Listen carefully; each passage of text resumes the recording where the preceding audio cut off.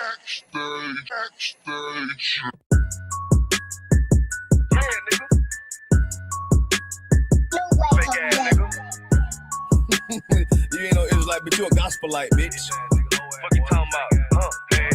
If that nigga on wall, bitch, we ready. It ain't hard to find us. How can I keep that stick locked, loaded, boy, he'll fade you line up. Young nigga named Slayer. What you think, boy? You be done to try. Soft cold shit, we bought it. UPK, you solid. Little bitch think I'm crazy, think I'm playing like bitch, I ain't the one. Warfare every day, so who is you, bitch? I don't need your love. Killers right round the way. What you think? I love this brotherhood. Hood.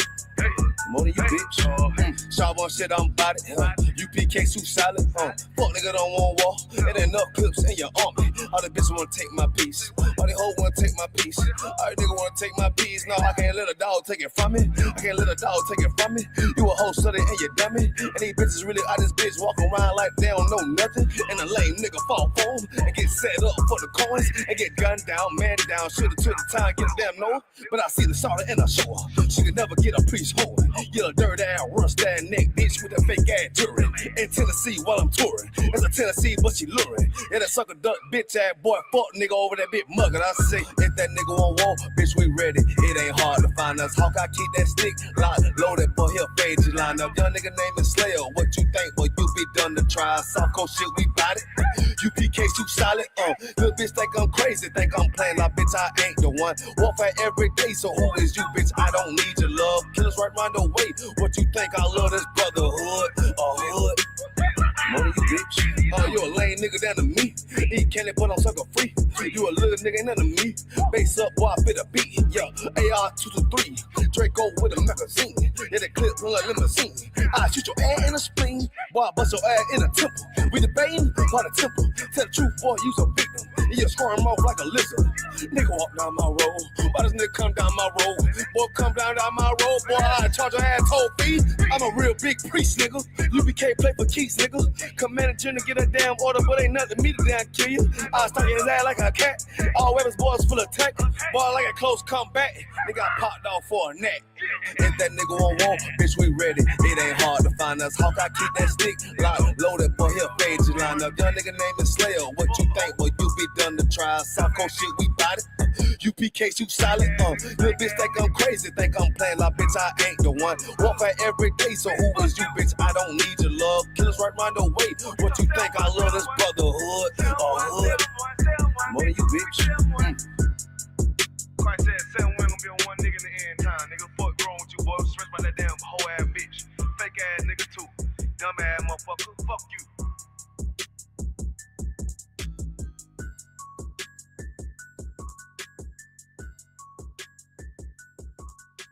Backstage.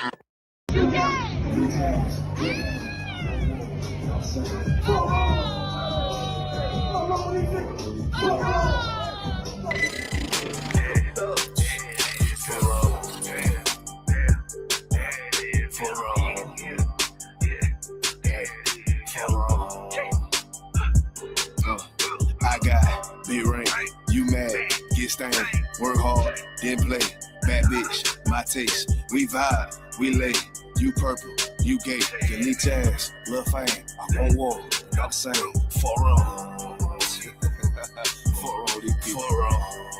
I try to tell these motherfuckers time and time, 4 pussy ass, purple ass nigga, man, 4 make your born ass right. Niggas better get their weight up, you little body bitch. Worry about a damn pay cut, you little body bitch. I ain't worried about none of these niggas, little body bitch. You damn scare rag, cow ass little body bitch. Had to fuck around, get my rank up, you little body bitch. And I'm pouring up, yeah, young nigga, and I'ma take a sip. Damn, all these niggas want down hate, but tell them zip it lip. And you a dumb ass, scare ass, boy, little body bitch. Damn, and I ain't worried about nothing, nigga, nah, I ain't worried about shit.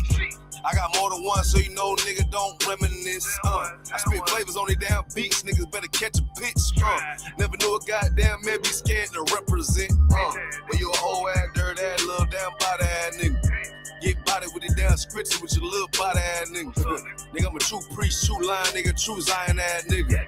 And you a little boy, little bitch ass, little body ass nigga. Be ring, you mad, get stained, work hard, then play. bad bitch, my taste. We vibe, we lay, you purple, you gay, you leech ass, love fame. I won't walk, got the same. For wrong, for wrong, yeah. For wrong, I tell you, for wrong. Get your shit together, for wrong, work. I'ma do this shit till I rock it, you little body bitch. I'ma ditch your ass like your pot, you little body bitch. And I'm smooth with it, y'all zop, you little body bitch. And I switch, ain't gon' never thought, you little body bitch. And I'ma stay turning like the cars, you little body bitch. And I'm stone cold like a bond, you little body bitch. And I'm a warrior like that Gabar, you little body bitch. And my aim like that a zop, you little body bitch. Need a princess pop out, you little body bitch. Or anyone down the slide, you little body bitch. Yeah. I keep a couple straps in my ride, you little body bitch. Just in case anyone wanna die, cause I'm body bitch. I got be right, you mad, get stoned, work hard, get play, bad bitch, my taste. We vibe, we lay, we purple, we gay, we leech ass, love fame, all alone, I say, for wrong. For wrong. Hey, what I tell you, nigga? What I say, fuck wrong, nigga. Fuck wrong with you, pussy ass nigga.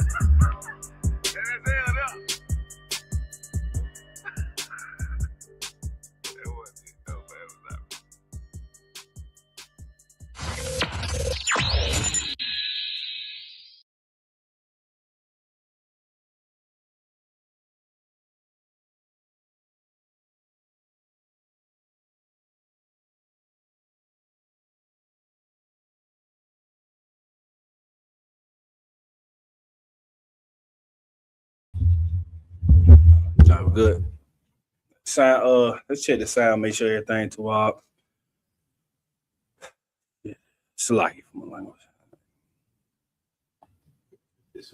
All right, most high cry. Shalom. All right. Shalom, Israel. We're the ISUPK, start out of 1 West, 125th Street, out of Harlem, New York, under the leadership of Commander Yohana, where we teach the Blacks, Hispanics, and Native Indians, are the 12 tribes of Israel, God's chosen people, according to the Bible. You understand? In tonight's class, we got an interesting topic. I say, tell everybody what the topic is. Are you married and don't even know it? Are you married and don't even know it? There's a wonderful question. Thanks to my brother Josiah on the boards, man. He came up with that beautiful title. You understand? That is an excellent question that you should ask yourselves. Are you married and don't even know it? You understand? An excellent question. Because that's important. You have to know the person that you lay beside every night, the person that you wake up to every morning. You understand? The person that you hug on, you know, the person that you kiss, the person that you give gifts to, you understand, and so on and so. The person that you give your body to, you have to know who you're dealing with. You understand? Because the Bible it talks about sex being marriage. You understand?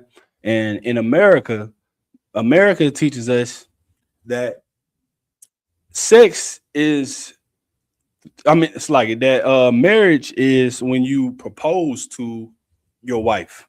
You understand? You get down on bended knee and you present this expensive ass ring. You understand? That costs $10,000 or better.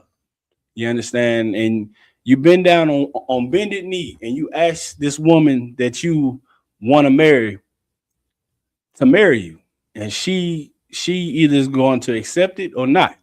You understand? But America teaches us that's the proper way to marry your wife. Is to get down on one knee, give her this big expensive ring that you barely can afford. You understand? A ring that you had to work teeth and nail, blood, sweat, and tears, 7 days and 7 nights just to come up with the money to make sure she's satisfied with the size of the ring.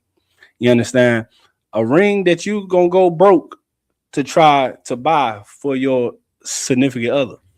You understand? America teaches us that. America teaches us to go broke on a diamond ring that you can barely afford. You understand? He teaches us that you have to go down to a courthouse and get a piece of paper stating that this is my wife legally in America. You understand? Not legally to God. You understand? This ring and a piece of paper has nothing to do with God. You understand? Nothing. There is no proof in the Bible where it tells you to get down on one knee and ask this woman to marry you and go to the courthouse and get a piece of paper stating that this is your wife legally. It's nowhere in the Bible. You know, you're not going to find it. You understand? Because they had paper back then. What do you mean? You don't think they had paper then? You don't think they had ink? Yeah, they did. They had these things. You understand? So they could have done it, but that wasn't the case. You understand? So even it's like not even that they had paper or ink, but they had tablets. They can write it down on a piece of on a piece of on a piece of sheetrock. You understand? They can do it many ways. You understand? But we have to understand that sex is marriage. That's in the Bible. The Bible teaches that. You understand? So this question that I'm gonna ask you again. What's the what's the thing again? So like, Are you married and don't even know it? are you married and don't even know it? You have to ask yourself that. You understand? You have to wonder. You have to wonder that. Are you married and don't even know it? You understand? Because a lot of us, we are just out here having sex with anybody and everybody and not understanding that sex is marriage. That this person that you're giving your body to, this is your husband or this is your wife for the rest of your life. We don't believe that. You understand? Because sex is fun. Sex is something to do. Sex, it feels good. You understand? This is what we think in America. We think that just laying down with anybody is that's just something to do. When it's way deeper than that. It's way more than just a feeling. You understand? Sex is marriage. We have to understand that. So if you could, we're gonna get straight into the scriptures. You understand? Y'all bear with me 1 second. Hold on. It's like yeah, they can.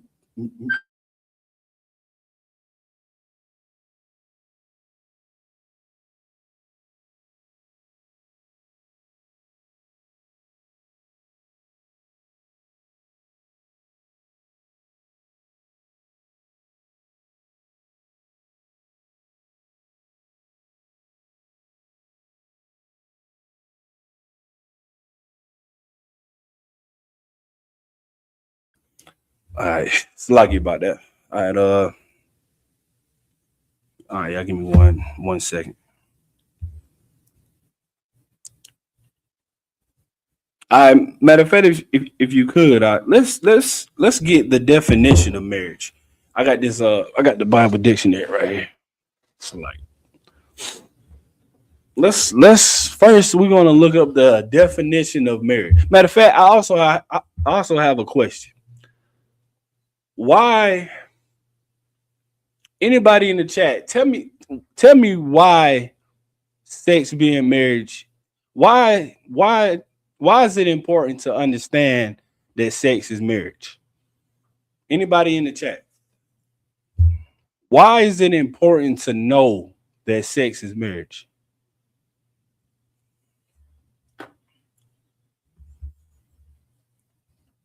So why he's getting that definition? Anybody in the chat? Why is it important to know or to understand that sex is marriage?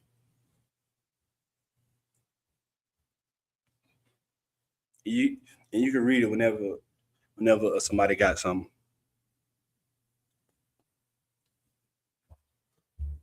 Why is it important? Why do we have to understand this?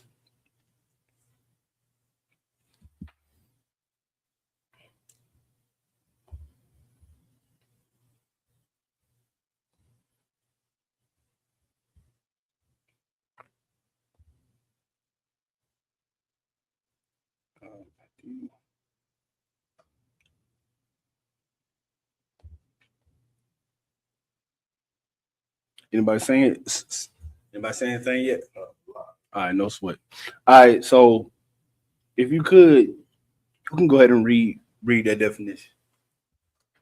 The definition of marriage out of the Zondervan Compact Bible Dictionary.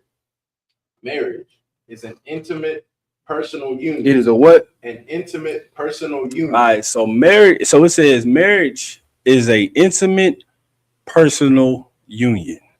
So it is intimate. You understand? I go ahead. To which a man and a man and woman consent. It's like a man and a man.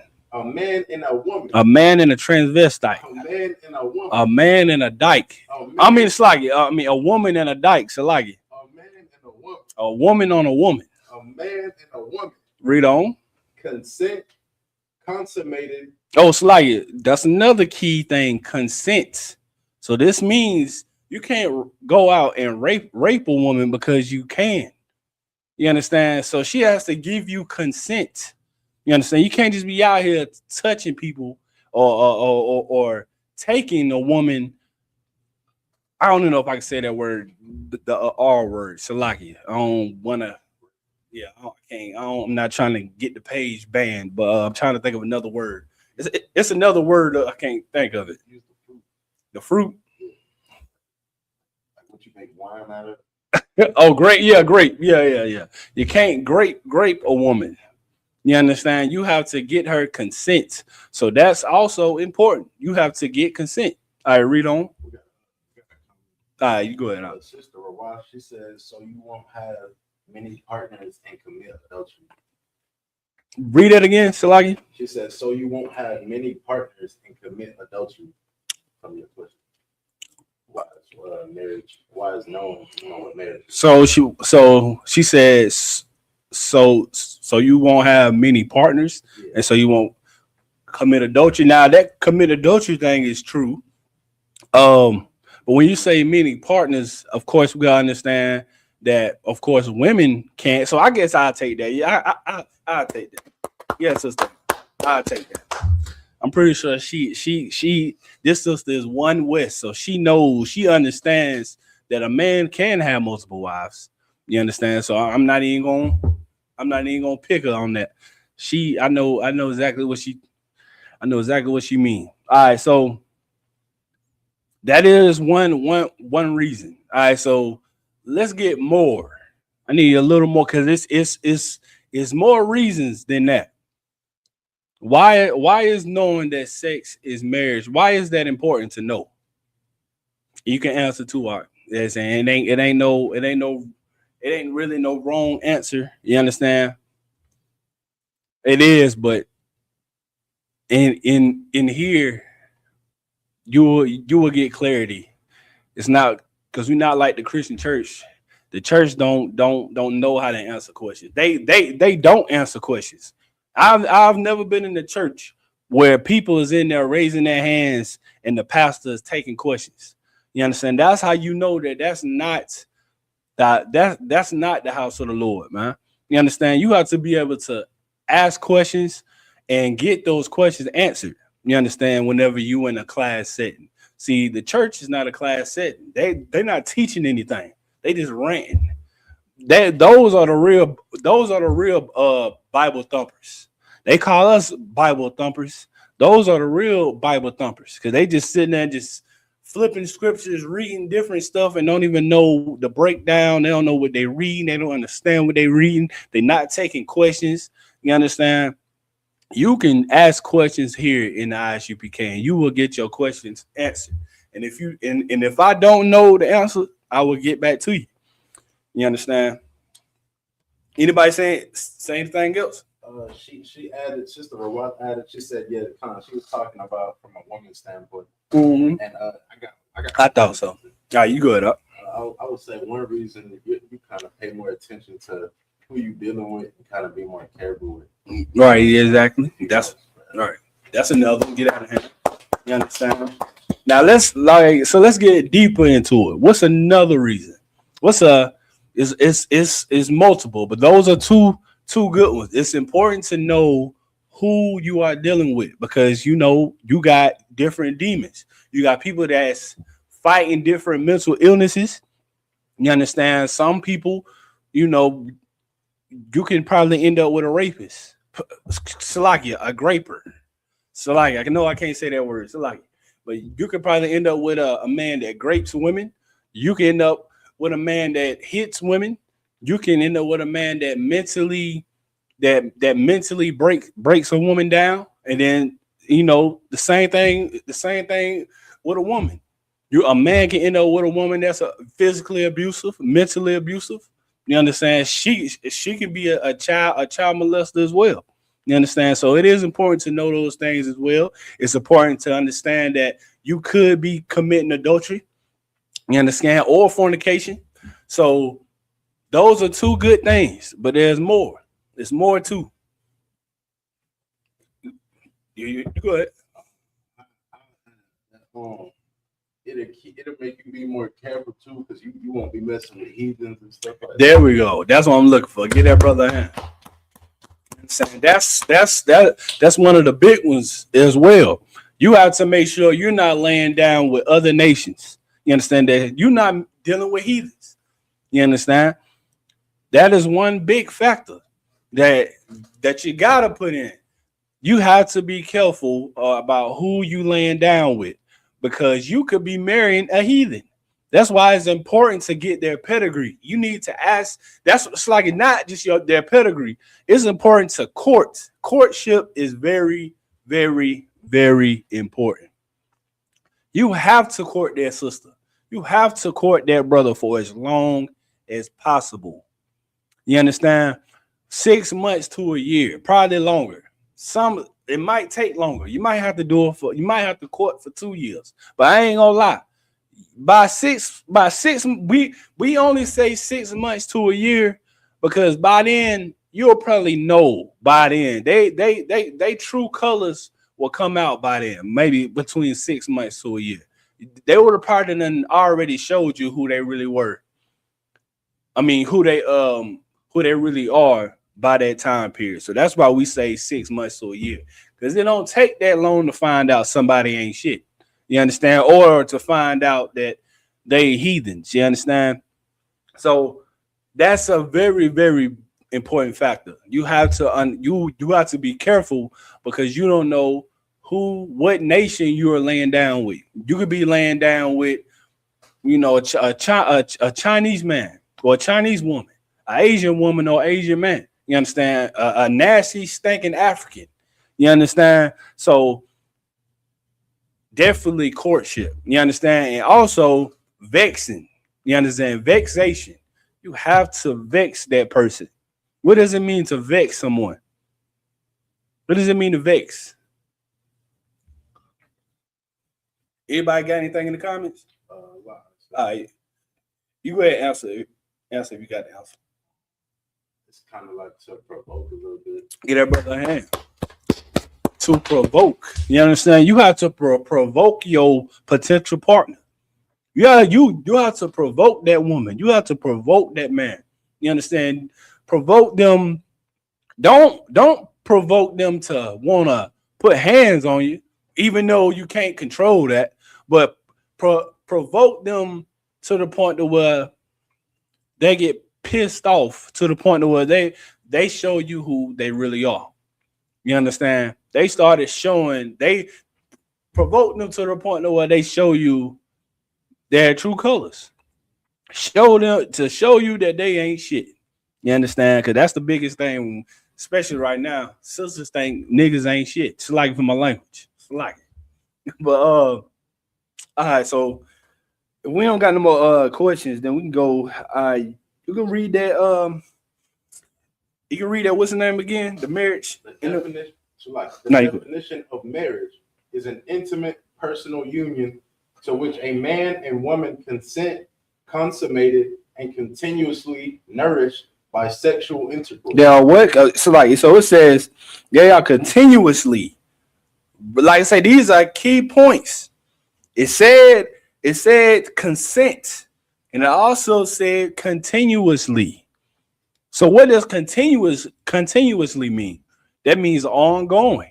You understand? That means forever, infinity. You understand? This is an ongoing thing. This ain't a one night stand. You understand? This is not that. When you lay down with that man or that woman, that is your husband or that is your wife for the rest of your life. Because it's continuously, it keeps going. This is not a one night stand. You understand? You're not doing this because it just feels good and you just trying to find a good time because you're drunk. This ain't that. You can't play with this. This is something that we should take seriously because sex is marriage. It means something to the Lord, and it should mean something to you because you giving your body to a stranger. You don't know who you are giving yourself to. You ever heard of something called soul ties? You understand? We used to say that a lot back then, but that's a real thing. Soul ties is real. You understand? It's more spiritual. It's more on the spiritual end, but it's a real thing. You understand? Because you're giving somebody something that's sacred to you. This is your body is a temple. You understand? This is something. This is a gift that the Lord gave us, which is life. You understand? And you can't play with that life. You can't play with that life, that precious life that the Lord gave us. You understand? We just can't be putting anything into our bodies, man. You understand? Because our body is a temple and it means something to the Lord.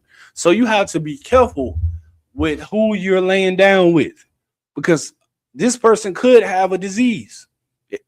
It can be a disease, whether it's permanent or you can get rid of it. But either way, it's still nasty. You understand? So we have to be careful we have to be mindful of who we lay down with because that is important. It should mean something to you because you are giving your body to someone that you don't know. You're just doing it because he looked good or she looked good. You don't know what's going on in their body and you don't know what they could transmit to you. Because then if you do it and you end up with something that you can't get rid of, that's on you. You wanted a one night stand. You wanted to be a freak. You understand? You gotta read on. You go ahead. Sister Rawad, I think she had a definition for vex. She said to challenge. Yeah, I'll take that. Get that sister hand. I'll take that. How you go ahead? She also said, great job, brother, most high in Christ. And she also said, I'm good at doing that. Just kidding. Yeah. Get that sister hand. That sister one with, man, for sure. All right, you go ahead and keep reading. Is an intimate personal union to which a man and woman consent, consummated and continuously nourished by sexual intercourse. Bisexual intercourse. Did it say anything about a piece of paper? Did it say anything about a ring? No. So where are we getting this ring and a piece of paper from? I just want you to guess. Somebody please guess. Where does the ring and the piece of paper come from?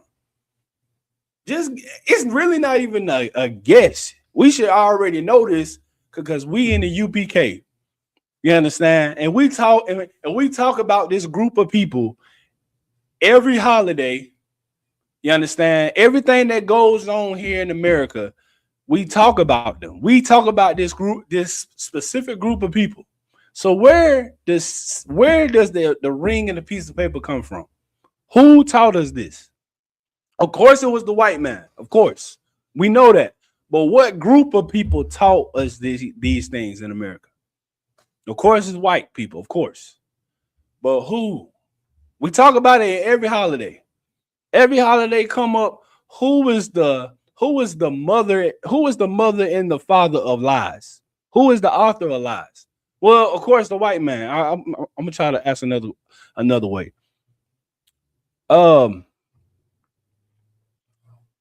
don't even know how to ask. It's like You go ahead up. Get that brother a hand. But not even just them. It goes back further.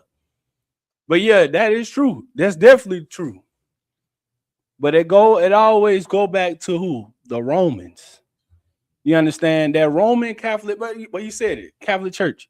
But them damn Romans, man. You understand? They taught us these things. You understand? They are the author of all of this mess in America. They taught us all this garbage. You understand? The Romans have taught us all this, man. That's where that ring and the piece of paper come from. I might pull that history in a minute too, as well. I will show you that where it comes from. I will show you it comes from the Roman Catholic Church. You understand? Matter of fact, I'm not gonna do it now, but I'm gonna find an article and we're gonna read it. All right, you can go ahead and finish that. Finish it, and then we'll drop it. You go ahead. Sister Azara said, Christian church. I'll take that. Get that sister hand. And what else she said? Well, Sister Rawat said heathens, customs, white crime. That's sister hand. That sister's right. I you go ahead and keep reading. And perfected in a long and perfected in a lifelong partnership. Hold up. Good night. It's telling you. It's my God, boy. It's like it just told you what marriage is. It just told you that it was sex, and it said it was a lifelong what? Partnership. It's a lifelong partnership. It's not temporary. So why are we getting married legally in America and divorcing our husbands and divorcing our wives? Why are we doing it if this definition tells you that this is a lifelong partnership? You understand? You cannot throw your husband away. You cannot throw your wife away except for what? What's the only exception? What's the only way you can throw away your husband or your wife? Anybody can answer. What's the only way?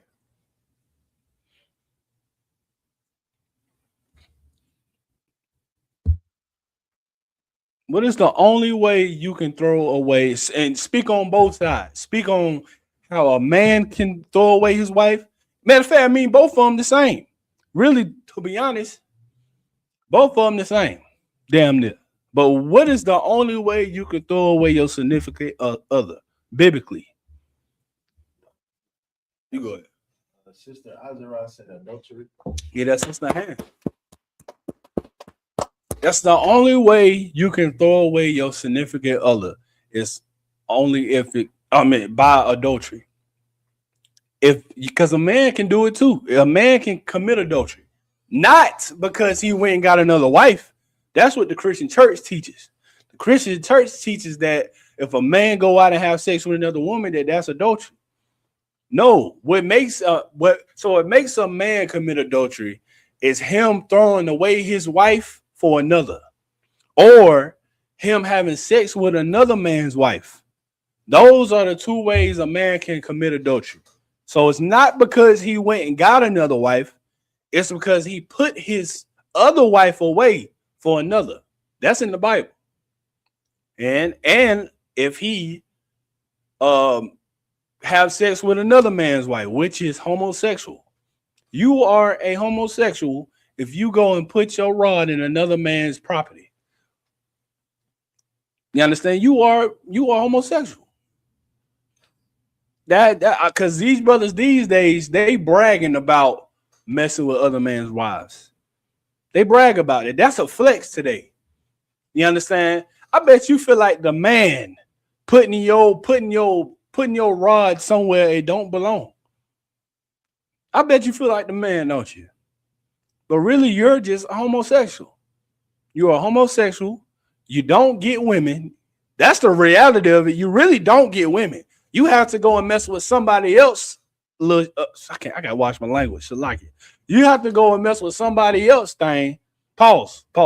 You have to like y'all. It's like it. Y'all forgive me. But y'all would go and mess with somebody else's property than go out and find your own.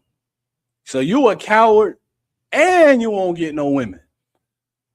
But you down bad. You a homosexual. All right, let's keep reading. So like it. You go ahead. You go ahead. You go ahead. What about like a man? Because you know how a man is supposed to. He's supposed to not just like, you know what I'm saying, have sex with his woman. He can't deny her, but like he's also supposed to take care of her like financially. What if he's like neglecting her in that area? Like what would happen? All right, so you basically saying how women teach or America teaches us that a man's supposed to be a provider. You know, Like not necessarily like it's isn't it like a law or something where like you have to be able to like provide for your wife as well as like. okay, I got you. I know exactly what you meant. So let's get whoever doesn't provide for their home. I think it's something like that. Whoever doesn't provide for their home is worse than an infidel.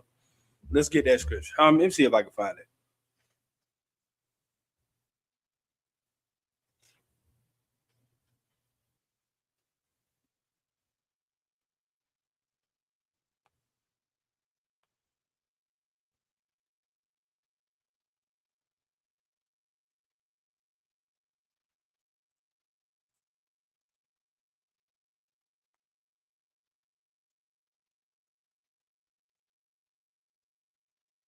It's like that's it. Thing first, yeah. First Timothy 5:8, I think. Let's get that. So let's see what the Bible says about providing. Because this is the scripture that the Christian church uses against men that don't provide for his family. So we're going to see if this is talking about money or something else. You go ahead and read it when you got it. 1 Timothy chapter 5, verse 8. But if any provide not for his own, and specifically and especially for those of his own. Matter of fact, I mean, you can go ahead and read. Yeah. You go ahead and read verse 8. You go ahead. 1 Timothy chapter 5, verse 8. But if any provide not for his own, and especially for those of his own house, he hath denied the faith and is worse than an infidel. All right, so what do you think this is saying? Just straight out the dome, like just your best guess. What do you think this is talking about? Okay, so it said, but if any provide not for his own, and especially for those of his own household, he have denied the faith and is worse than an infidel. So you got to ask yourself, what is an infidel? That's what a traitor.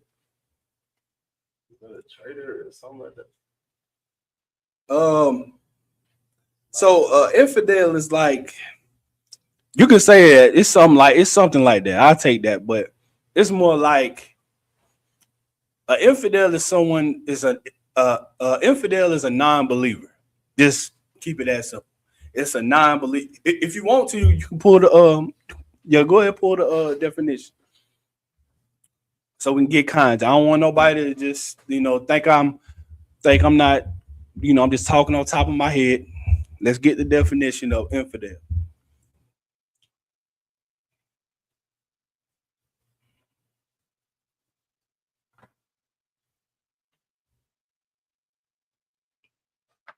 The definition of infidel: a person who does not believe. Okay, so read that again. A person who does not believe. So I just said it was a non-believer, right? All right, go ahead and read on. A person who does not believe in religion or who adheres to a religion other than one's own. All right, so that's what an infidel is. So keep that in mind. That is what an infidel is. So read that scripture again, verse 8. 1 Timothy chapter 5, verse 8. But if any provide not for his own, and especially for those of his own house, he hath denied the faith. He hath denied the what? He hath denied the faith. All right, so go back to that, to the thing on Google, definition. The definition of infidel, a person who does not believe in religion or who adheres to a religion other than one's own.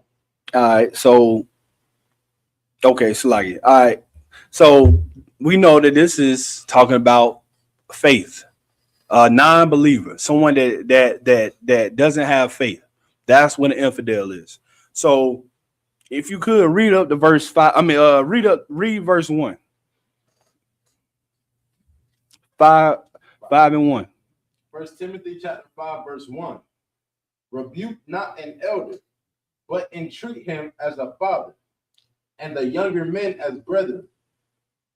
Read on. The elder woman as mothers, the younger as sisters with all purity. Honor widows that are widows indeed. Read that again. Honor widows that are widows indeed. Now keep this in mind, because this is important. This is the only way you are going to understand what this scripture is saying. Read on. But if any widow have children or nephews, let them learn first to shew pity at home. Right. Read on. And to requite their parents, for that is good and acceptable before God. All right, read on. Now she that is a widow indeed and desolate trusteth in God and continueth in supplications and prayers night and day. All right, so it says, so like it goes, we at verse 4.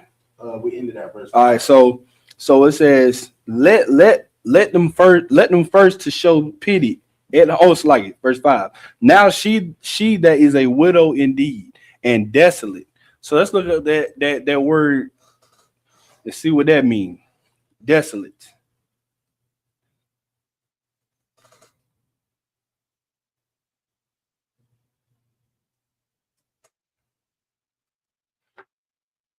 The definition of desolate, of a place deserted of people and in a state of bleak and this mild emptiness. Okay, so it said, so this is a person. So desolate is a person that is lonely, that's lonely. You understand? That's empty. You understand? That's miserable. That's what that word desolate means. So remember, this is talking about a widow woman. You understand, that has children. All right. What was we at? All right. Read verse 5 again. 1 Timothy chapter 5, verse 5. Now she that is a widow indeed and desolate trusteth in God and continueth in supplications and prayers night and day. Okay, read on. But she that liveth in pleasure is dead while she liveth. All right, read on. And these things give in charge, that they may be blameless. But if any provide not for his own, and especially for those of his own house, he hath denied the faith and is worse than an infidel. All right. So from reading verse 1, because we just got context of what this is talking about. Did this bring up money? Did this bring up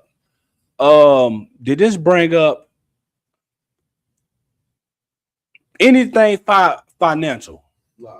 Okay, so this is talking about a widow that has children. So her husband died. So this woman, her husband died, and he left her with children to raise. You understand? This sister is lonely. You understand? She doesn't have any money. You understand? This sister is struggling to raise her children. You understand? But it said that it said in verse 5 that now she that is a widow indeed and desolate trusteth in God. So she feels lonely. You understand? She don't have nobody. She don't got her husband no more, but she still keeps her faith in God. You understand? And it also said, and continueth in supplications and prayers at night and day. So this sister still has faith. You understand? This sister is still going on after losing her husband. You understand? She ain't lose her faith. You understand? She ain't lose herself. She wasn't thinking about unaliving herself. She kept her faith in God even after losing her husband, even after losing, or being broke, trying to raise her children. So this is talk. So I'm gonna sum this up. This is basically a woman that doesn't have a head. You understand? And she still believes in God. She still prays and all of those things. And she needs what I'm trying to say. She needs a provider. You understand? But we have to understand a provider is not a man's job is not just to provide financially. You understand? God, the Most High never taught us to provide for our family financially. What this scripture is saying that this sister needs a head, or not even just needed, but her head is who. What I'm trying to say, because we got to remember that scripture: the head of every man is God, the head of the woman is the man, and the head, and so forth. So this woman is looking for a provider. You understand? So it said that's what I was like. Let's go back to verse 8. And it says, but if any, it's like, but if any provide not for his own, and especially for those of his own house, he have denied the faith and is worse than an infidel. So the sister is looking for a head, and if she was to find one, you understand, his job is to what I'm trying to say. What's the word I'm looking for? Like, You go ahead. so pretty much, he's supposed to not. It's not just like financially he's supposed to provide, but he's supposed to like teach it. Right. That's what I'm trying to say. Basically, yeah. So you teaching this woman the truth, like the truth about, like, because that's our job. That's why we teach class Monday through Friday, have camp on Saturday. That's what the Lord requires of the men. That's what I mean. Of course, we in hell. We live in America. You understand? So we don't rule over America. We're not rulers over America. We still in hell. So of course we have to provide for our family financially, because that's the stigma that America put on the black man. You understand? Ever since the 60s, ever since the 60s, or probably longer, the man has been put on the forefront to work and provide for his family financially, while his wife is at home taking care of the kids, washing the clothes, washing the dishes, and preparing the food. So now that time has went on, of course, the women have gained their rights. Now they can work, they can file taxes, they can do all these things now. But still, some women is still requiring that of men. They requiring men to provide financially, because that's what we were taught back then. So most women, they go to this scripture. They say, well, the Bible says if you don't provide for your own, you worse than the infidel. That's not talking about money. Our job when it comes to leading our family is the truth. This is worth more than money. This is precious gold. This truth is knowing the truth is worth more than just $1 million. What, somebody said something? It's a crazy comment. Yeah, you look like that, like somebody said something crazy. Who is that? Go ahead and say it. Go ahead. Okay, Most High Christ. All right, Most High Christ. But yeah, so we have to understand that this stigma that America put on us about providing financially for our household, that's not what God said. The Most High didn't. He never said in the Bible that we should provide for our families financially. This scripture is talking about the truth. There's providing the truth for our family, teaching our families on, how to raise, raising your children in the truth, raising your wife in the truth. That's what this talking about. If that answers your question. So yeah, so this ain't talking about money, because that's why it's always important to get context. Read to verse 1 and on down. But Most High in Christ. I You want me to finish that definition? Yeah, con, if you could. It is also a social institution regulated by the word of the Most High and by the laws and customs which a society develops to safeguard its own continuity and welfare. Oh, that's an okay. It's actually it's like almost 2 pages. Okay, then that's the while. All right, so now we're gonna go to the scriptures. Let's go to Matthew 19:4.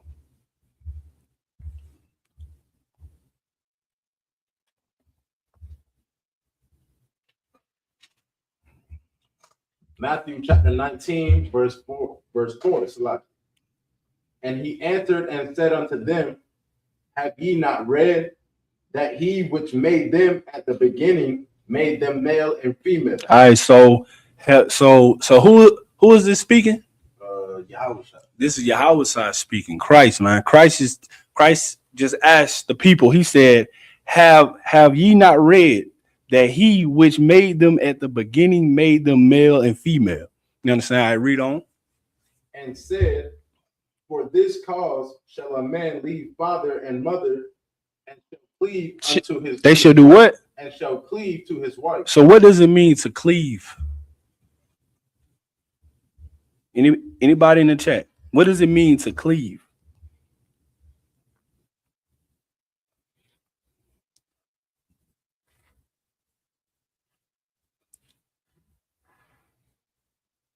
You can answer to it if you want, if you want to take a stab at it.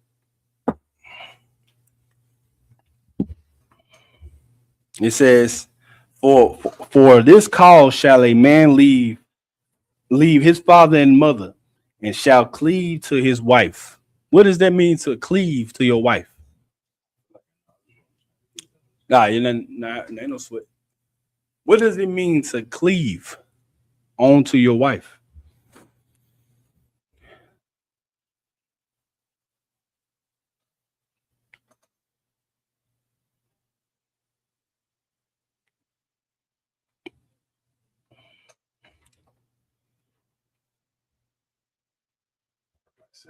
All right, ain't no sweat. Yeah. You go ahead. I feel like it means to have intercourse with your wife. Nah, not so much intercourse. It's more like to cleave means like to stick, like it's like saying y'all sticking together, or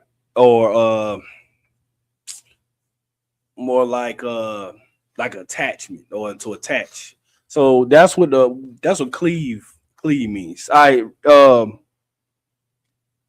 you go ahead, keep reading. And shall cleave to his wife, and they twain shall be one flesh. And they what? And they twain shall be one flesh. And they twain shall be one flesh. You understand? So to cleave means to stick. You understand? To attach, or many other. And then it says, and they twain shall be one flesh. So what does it mean when it says one flesh? Whenever you see that in the Bible, what does it mean to become one flesh? Is this literal? Like y'all literally exchange flesh, and y'all twain, or y'all cleave, y'all literally stick to each other? Is that literal, or is this or is it spiritually? I mean, the Bible is science, but it's not literal all the time. You have to understand that the Lord speaks in parables. So is this literal? Do we literally get stuck together like dogs? Do we share flesh? You can answer to it. Yeah, you go ahead. I'm probably gonna be wrong. Nah, man, listen, you good. You good. You good. Like, I always thought that meant to have intercourse as well. Nah. So, like, Hey, brother, I ain't mad at you. You understand? Hey, that's what that's what it's about. You understand? Well, but that, I mean, that's the topic. We talk about sex being marriage. So you you go ahead. One flesh, like you know, like it just made sense. That's wild. I ain't think of it like that. But good night. Yeah, but no. You good? Well, nah.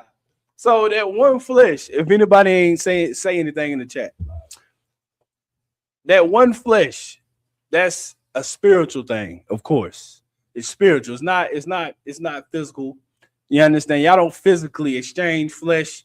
Y'all don't physically stick to each other like glue. You understand? This is a parable. You understand? Um, so that one flesh, which is spiritually, that spirit is y'all moving on one accord. You understand? Y'all are you are following your husband. You following his ways, the way he lived, the things that he teach you as far as the way you eat. You understand? The way you dress. You understand? The way you speak. You understand? All of these things, the way you raise y'all children. That's what that one flesh is. That's what that cleave is. You understand? That y'all are one spiritually, meaning your mindset. You understand how y'all think, how y'all move, what you eat. You understand? That's the one flesh. You understand? If you it makes no sense to be with somebody that doesn't believe in the same things that you believe. It makes no sense to be with somebody that believes in Christianity and someone that believes in Buddhism. You understand? Because y'all are going to bump heads. Because your ways is not his ways, and his ways is not hers. You understand? So she might eat differently. You understand? He might eat differently. So anytime she cook, she might make fish every night because in Buddhism they teach them. I'm just guessing. I'm not saying that this is what they do. I don't know nothing about Buddhism. But let's say Buddhism, they teach that every every every Tuesday you have to grill fish. You understand? And you have to use bitter herbs. And your husband, his religion say that he can't eat fish. So now there's gonna be conflict in the home because it's against your husband's belief to eat fish, but your religion says that you have to eat fish every Tuesday. So now it's gonna be conflict now because cooking is also a love language to women. You understand? When a woman cooks for her husband, that's one of her ways of showing her husband love. You understand? So if she can't cook for him and he's denying her meals, it's gonna become conflict in the home because that's her love language. Her love language is cooking for her husband.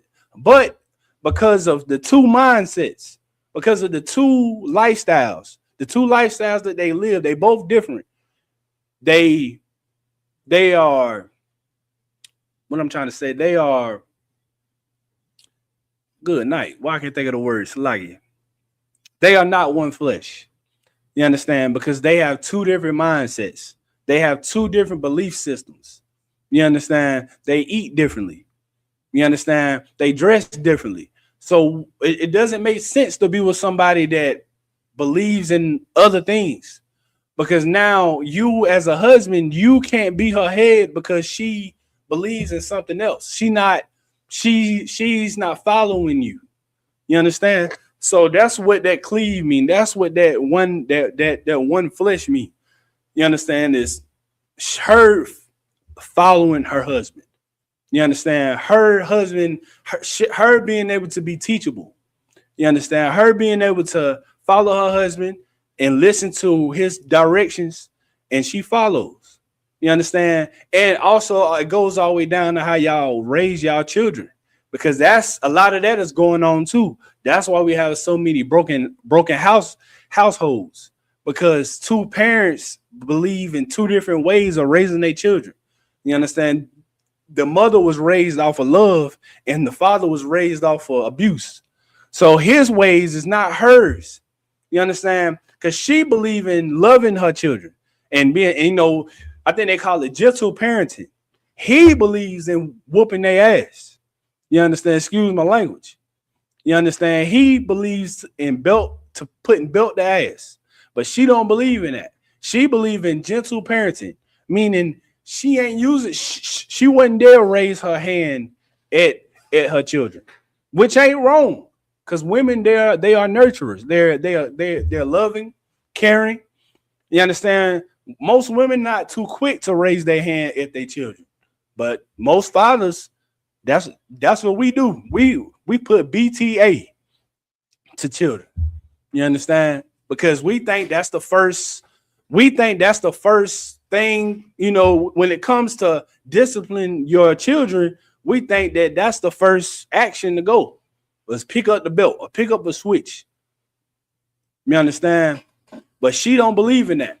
So y'all have to come down to a common ground. Y'all have to figure out a system in raising your children. You understand? You can't have two systems. That's why children grow up confused.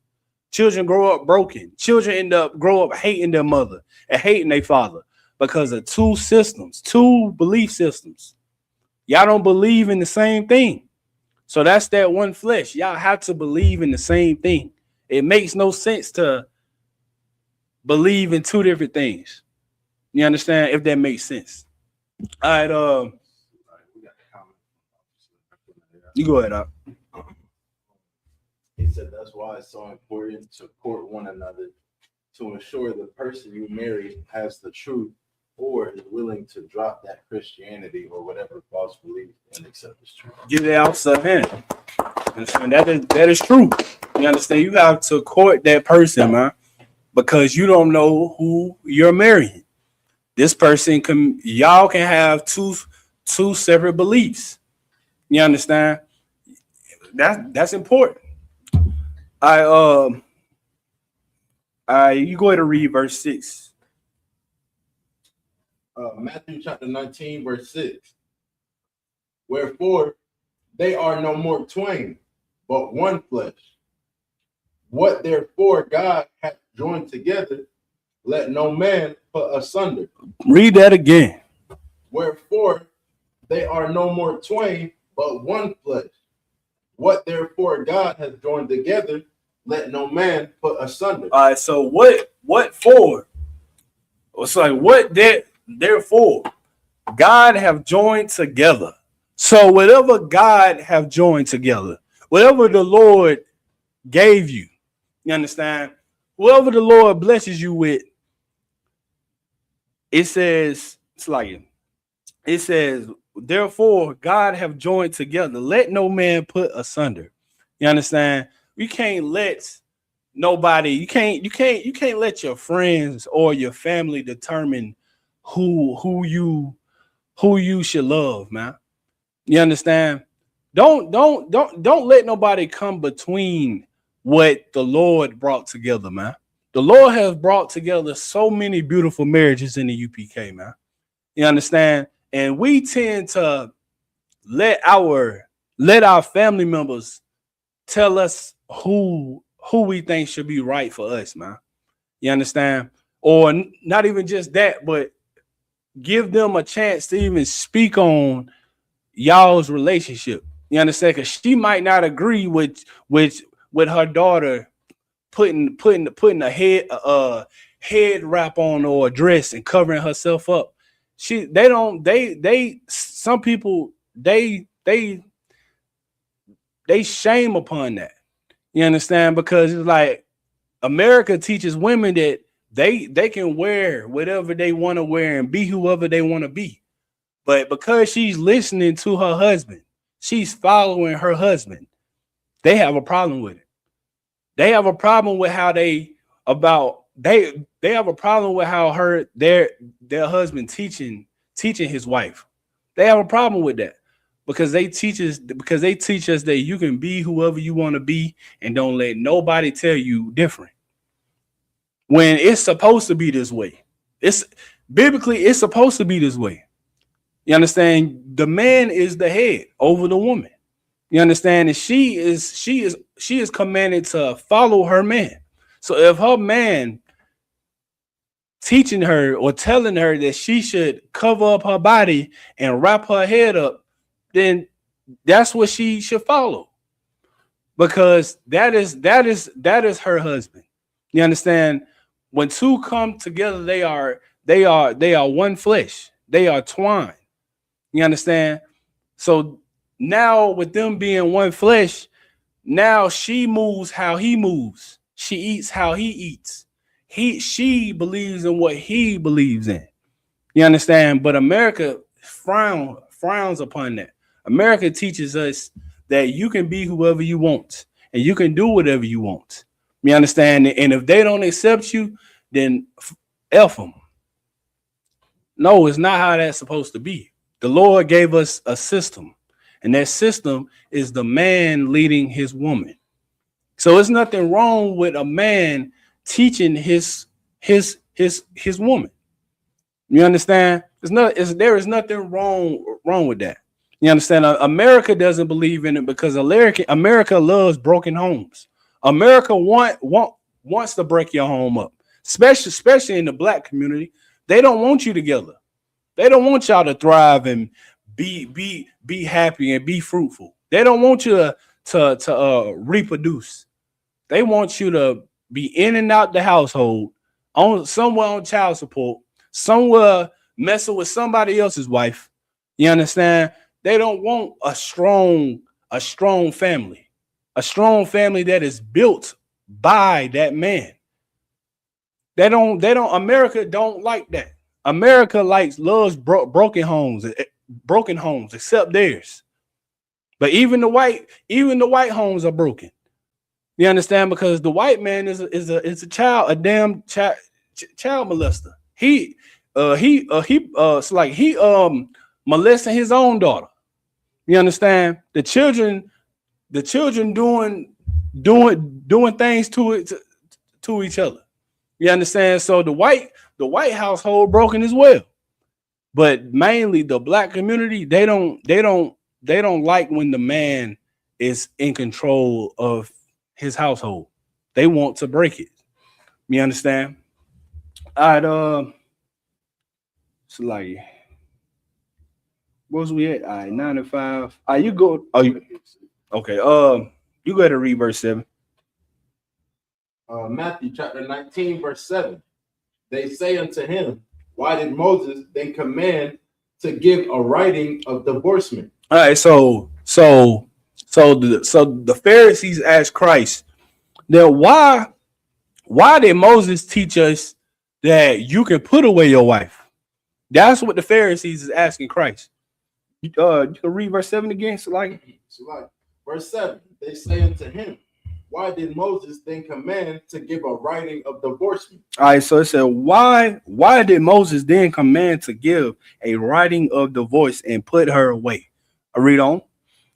He said unto them, Moses, because of the hardness of your heart. Because of the what? The hardness of your heart. So it said because of Moses, it's like because of the hardness of your hearts. You understand? Meaning the hardness of your damn head, man. You are hard-headed because this is not how it was from the beginning. From the beginning, the Lord didn't teach that anytime you unhappy or things just not going right in your relationship, you could just leave. It wasn't that way in the beginning. But then they tried to use against Christ. Well, why did Moses teach this then if you can't put away your wife? You understand? All right, read on. Oh, Slaggy, where's we at? We was in the middle of it. All right, yeah, you go ahead, Slaggy. Because of the hardness of your hearts, suffered you to put away your wife. But from the beginning, it was not so. From the what? From the beginning, it was not so. But from the beginning, it was not so. The Christ, I mean, it's like the Lord wasn't teaching this. The Lord didn't tell Moses to go and teach that. You understand? But because of the hardness of your hearts, you did it anyway. You went and put away your wife, or went and put away your husband because you were unhappy, because things wasn't going your way. So you just put them away because things ain't going right. When according to the Bible, that's adultery. You can't throw your husband away because he went and got another wife. You can't do that. You understand? You can't go. A man can't put away his wife to go and marry another woman. You can't do that. You have to keep that woman. See, that's what the Christian church teaches. The Christian church teaches us that if she ain't doing right, if she not doing the things that I told her to do, or doing the things that I want her to do, leave her and go get you another one. That's what the Christian church teaches. But it was never like that from the beginning. You understand? If a man chooses to go and get another wife, he has to keep the other one. You can't throw her away because she ain't who you want her to be. You have to keep that woman. You have to teach her. You understand? You have to mold her into what you want her to be. You understand? You can't give up on that woman because she ain't listening, and she don't want to join the truth. Your wife doesn't have to be in the truth for you to keep her. You understand? It's not wise, but you can have a wife in the world. You can go and get your wife in the world. There ain't no sweat, but just know you are signing up for hell. You signing up to go through hell. That woman is going to take you to hell and back if you go and marry a woman in the world without courting her. You understand? Without getting to know that woman, without vexing that woman is going to continue to smoke her weed. She might continue to keep having sex with other men. She might continue to keep stripping. You understand? That is what you want to go through if you go out there and try to get you a woman in the world. She's not going to stop because you want her to. She's not going to stop because you tell her to. You understand? She's going to keep doing what she want to do because she doesn't believe in the truth. She don't believe in what you believe in. That's why it's wise to find you a woman in the ISUPK under Commander Junior Honda, man. That's why it's wise to do that, because it gives you 6 months to a year, maybe longer, to get to know a woman that you're courting. You understand? To give you what I'm trying to say, so you will know who you are dealing with. Why? Because because you should know that if she in the truth and she believes the same things that you believe, then you might have a better chance in raising her up. But if you go and find you a woman in the world, and especially it depends on in the environment. If you go out and meet her in the strip club, what you think you're gonna get? You're not gonna just pull a woman out of the strip club and think she just gonna submit to you. She done seen too much money. She done seen too many niggas with money. You think she gonna submit to you, and you not giving her money? You understand? You don't have the money that she see other men are bringing in whenever she come in the strip club. If you not doing what these other men are doing, she not going to submit to you because of where you met her. You met her in the strip club. She's a whore. You understand? And she is not ashamed of it. She is okay with being a whore because it is bringing her plenty of money. If you ain't got the money and you ain't taking care of her, she not leaving that strip club.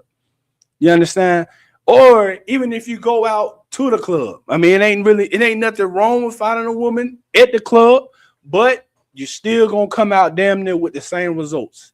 You understand? Because most of them They either out to find a man with money, or they out to find a man that can buy them drinks, or to just have sex for one night. They just most women that go out to the club, they go out to have a good time. That's it.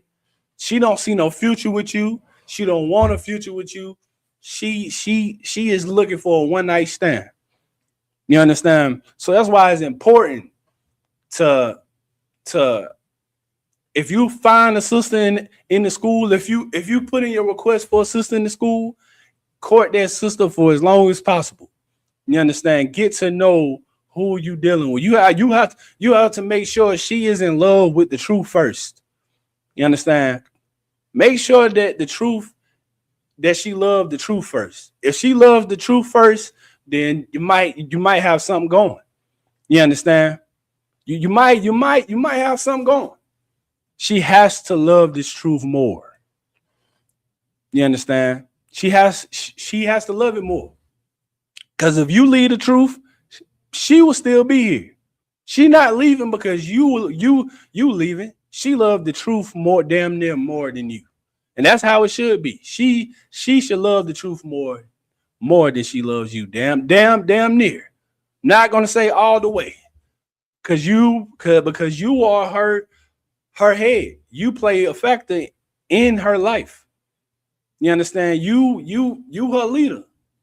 So if you leave, that don't mean that she should leave with you, because she loves the truth more, as she should. All right, you go down to verse 9. So like, you go to verse 9. Matthew chapter 19, verse 9. And I say unto you, whosoever shall put away his wife, except it be for fornication. It said itself for what? Except it be for fornication. So it says, and I say unto you, whosoever shall put away his wife, except it be for fornication. So what is fornication?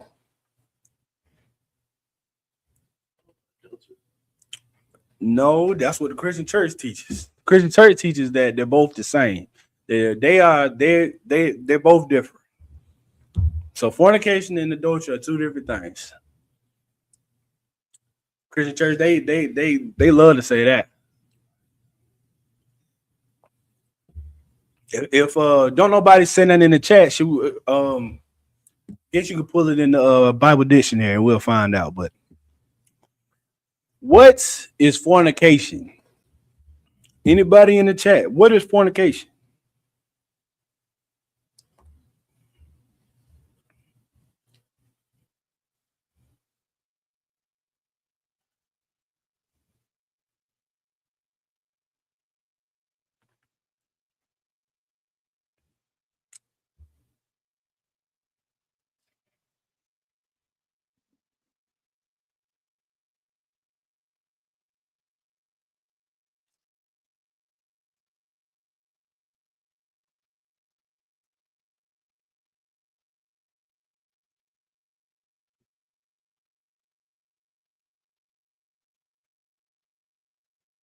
Anybody say anything? Sister Rawat said, being with someone else while married for women. She said so. She said that. Okay, she said what again? Like from a woman, for a woman, if a woman was to be with someone else while she already has a head, pretty much. Yeah. Okay, I'll take that. I'll take that. So fornication could be that. To sum it up, fornication can just be unlawful sex. Oh, so like it. That's my fault. All right, but if you could, you go ahead and read that definition. The definition of fornication is unlawful sexual. Hold on, so like read that again. Unlawful sexual intercourse. Okay, so just like what the sister said, you understand that's a good example. You understand, but just to sum it up, fornication is unlawful sex. All right, read that again. Unlawful sexual intercourse of an unwed person. Okay, but that's what the Christian church teaches. It said of a unwed person. Um, I guess that's where they getting that from, that unwed part, because they think that if you not married legally, then it's fornication or it's adultery. So I guess that's how they think. They both the same. But all right, so let's go ahead and read. Let's read the other one, adultery. Oh, you don't want me to? It's a little bit more. Oh yeah. You go ahead, so like. It was commonly associated with heathen worship and was used as a figure of disloyalty. See, yeah. See what I'm saying? So that's what the Christian church thinks. The Christian church, they think that if you're an unwed person, then you can't have sex because y'all not married. So that's why that's what I thought. That's what I thought it was going to say. Okay, so go ahead and read adultery. Oh, the definition of adultery? Yeah, adultery.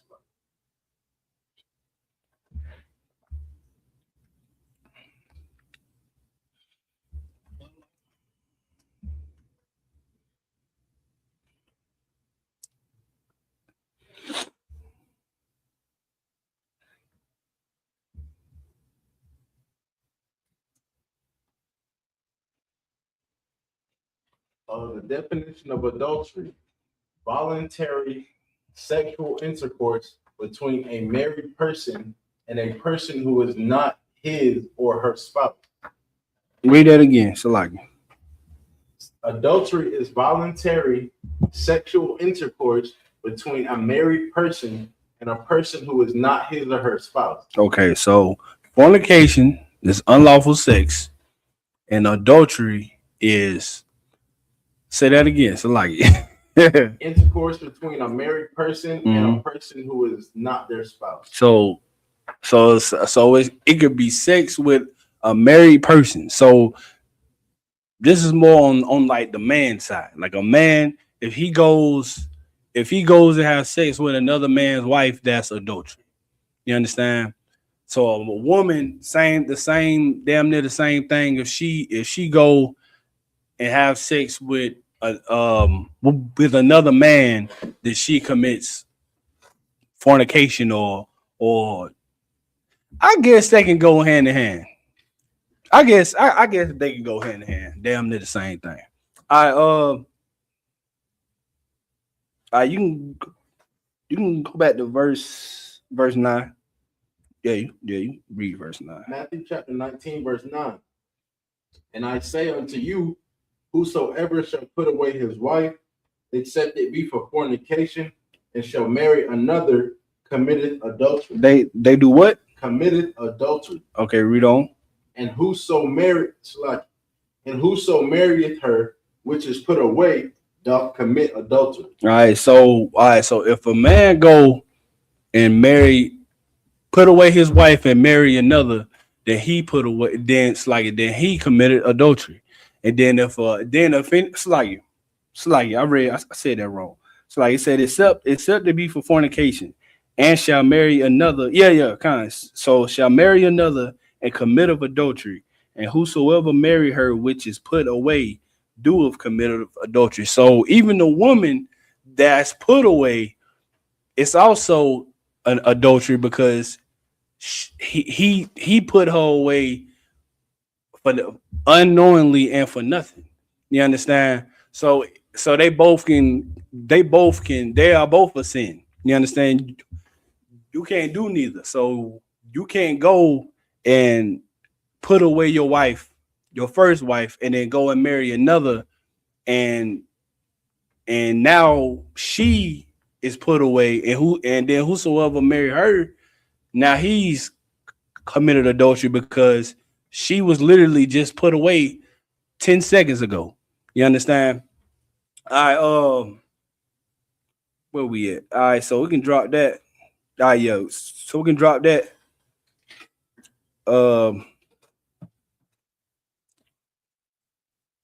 Let's go to Deuteronomy 22 and 28.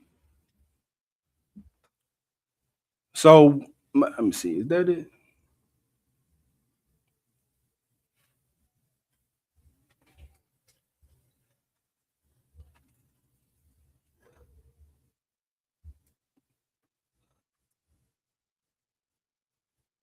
You go ahead. You go ahead reading when you got it. Deuteronomy chapter 22, verse 28. If a man find a damsel that is a virgin, which is not betrothed, and lay hold on her, and lie with her, and they be found, then the man that lay with her shall give unto the damsel's father 50 shekels of silver. All right, so you stop right there. So it says, if a man find a damsel that is a virgin, which is not betrothed. So what does it mean when they? So so it's like so when it says when to which is not betrothed, what does that mean? Betrothed. That's not betrothed. You go ahead. It's like Betrothed is like it's like being engaged, right? right. Yeah. I hey, brother hand. So if a man find a damsel that is a virgin, which is not betrothed, so she's not engaged. She is not dealing with no man. You understand? I read on. Matter of fact, read where it says and lay hold on her. And lay hold on her and lie with her. All right. So what does it mean to lay hold on her? Because then after that it says and lie with her. It's kind of like grab her, I guess. Nah, nah. Let's see. Yeah, just that old Quaker English. So it sound like that, but nah. I really didn't want to say that. Nah, you good. You good. You good. What does it mean to lay hold?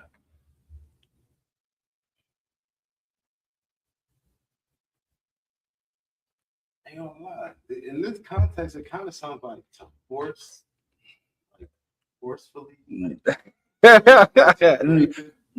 it does not. Nah, I mean, I'm just gonna give it to y'all. So to lay hold of her means to hold on. I'm gonna see if anybody else say something. I'm gonna see if anybody else got something to say. Then I tell them. I'll tell y'all if y'all don't know. I'm gonna let somebody else answer. Good night.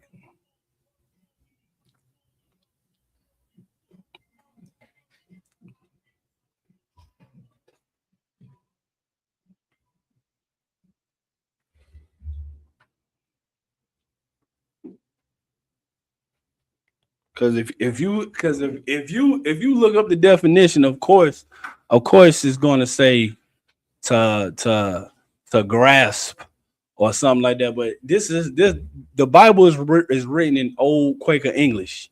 You understand? The Bible is not with rape. You understand that? The Bible doesn't teach rape. We don't rape women. So of course this is not talking about grabbing her or forcing her to do anything. You understand? That lay hold, it's not talking about rape. Oh, it's like it, graping. I gotta stop saying that word. It's like I ain't trying to get us canceled. But what does it mean to lay hold?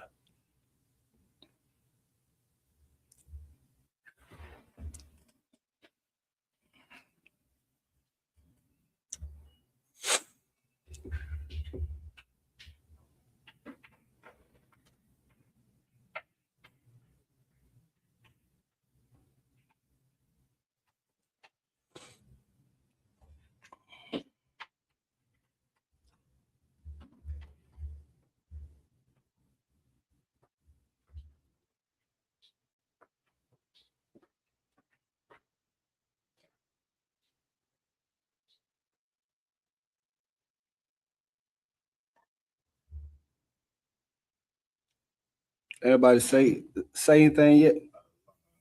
All right, so I'm just gonna give it to you. So when it says to lay hold, it means to you know how of course I'm trying to put this. It's like so she's not betrothed. So nobody is courting her. So this means so if nobody is courting her, nobody ain't talking to her. She, you know, and she go and find, and a man walks up to her, and he wants her. What does he just keep allowing other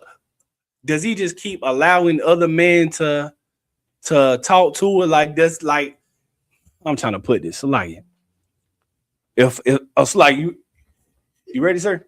All right. It's like I'm gonna pass the class over to precinct officer Bunker Ross. Like,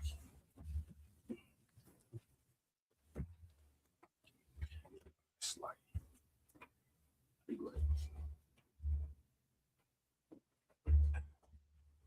What you was going in on there? We Salaki, the white man is the devil. Priest and officer of Bunker Robert Israelite School of Universal Practical Knowledge. Salaki, I am running behind. The white man is the devil. That's all I can say. I will speak to brothers afterwards about my tardiness. But yeah, we was going into sex being marriage. That is a heavy topic, man. It's something that plagues the community, our black and brown community. We're at a situation now where brothers and sisters are having sex like putting on socks in the morning. You know what I'm saying? And like with the sex rate between us, you know, we got more abortions, we got more single parent households, and we also have an increase in homosexuality. You know, homosexuality is running rapid. Even in some of you fake Israelite groups. You know, last year it came out, one of the fake Israelite groups leader like to get pegged. Like no doorknob was safe in his circumference. You know what I'm saying? Yeah, you think he holding camp, you know, you think he recording you on the camera while you up there on the podium the whole time he looking at something else. Yeah, that's you fake Israelite groups. You know what I'm saying? And that homosexuality has been something that has always plagued the nation of Israel because of the heathens that we were around. Does anybody know where the first account of homosexuality took place in the scriptures?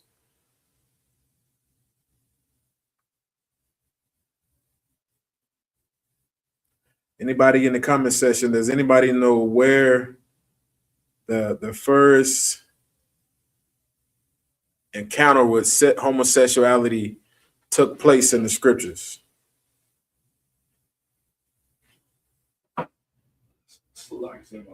Come. Is it Sodom and Gomorrah? Sodom and Gomorrah.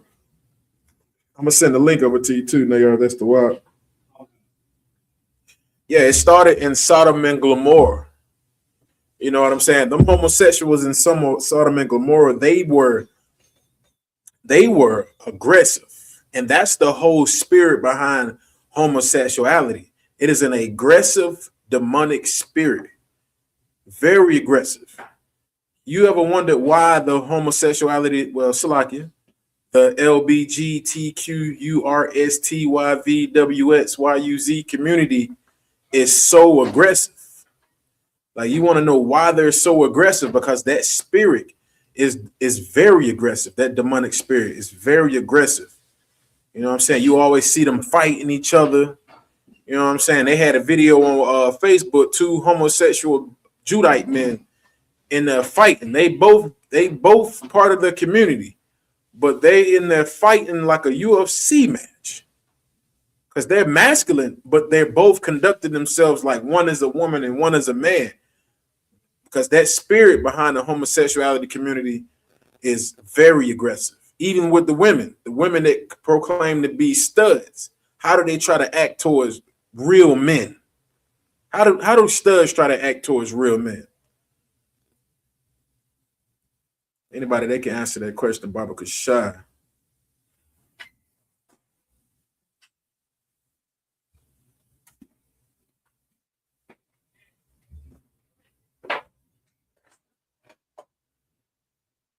Like somebody from ISUPK, Augusta. They also said Sodom and Gomorrah. Kind of Sodom and Gomorrah. Mosai and Christ. Does they have a name or who said it? Shar 2G, he also said So like Officer Sharp, he also said Sodom and Gomorrah. Sodom and Gomorrah, most on Christ. Can we get Genesis chapter 19? We're gonna go to the story in Sodom and Gomorrah, show you where the first encounter of homosexuality took place. 19:1. Yeah, kind of, Baba Shah. You want me to go ahead? Yeah, kind of. Genesis chapter 19, verse 1. And there came two angels to Sodom at evening. And Lot sat in the gate of Sodom, and Lot, seeing them, rose up to meet them. And he bowed himself with his face toward the ground. All right, so this is when two angels, two messengers of the Lord came to Sodom and Gomorrah, and they met Lot. And Lot knew that they were angels, and he bowed his face to them towards the ground. Go ahead. And he said, Behold, now, my Lord, turn in, I pray you, into your servant's house, and tarry all night, and wash your feet, and ye shall rise up early and go on your ways. And they said, Nay. They said what? Nay, but we will abide in the street all night. They said, nah, we in the streets all night. Like, I guess trying to see what the city was like. You know what I'm saying? Walk around. Because you remember, they came from Abraham. And they said, Abraham begged that the angels wouldn't destroy the city of Sodom and Gomorrah for the sake of one man being righteous inside of their kingdom. And they said, if it's one righteous man inside of this empire, inside of this city, we won't destroy the city. So they said, nah, we ain't going to come into your house. We in the streets. You know, we're going to stay the night in the streets. We're going to see what it's like in this city called Sodom and Gomorrah. Because remember, the Lord had heard how wicked and evil this city was. Man, well, damn, I was about to say, imagine a city like Sodom and Gomorrah in Atlanta. St. Frank, what's the other one? San Francisco, you know, everything, even Texas down there in Houston, they said it's turning into like Sodom and Gomorrah.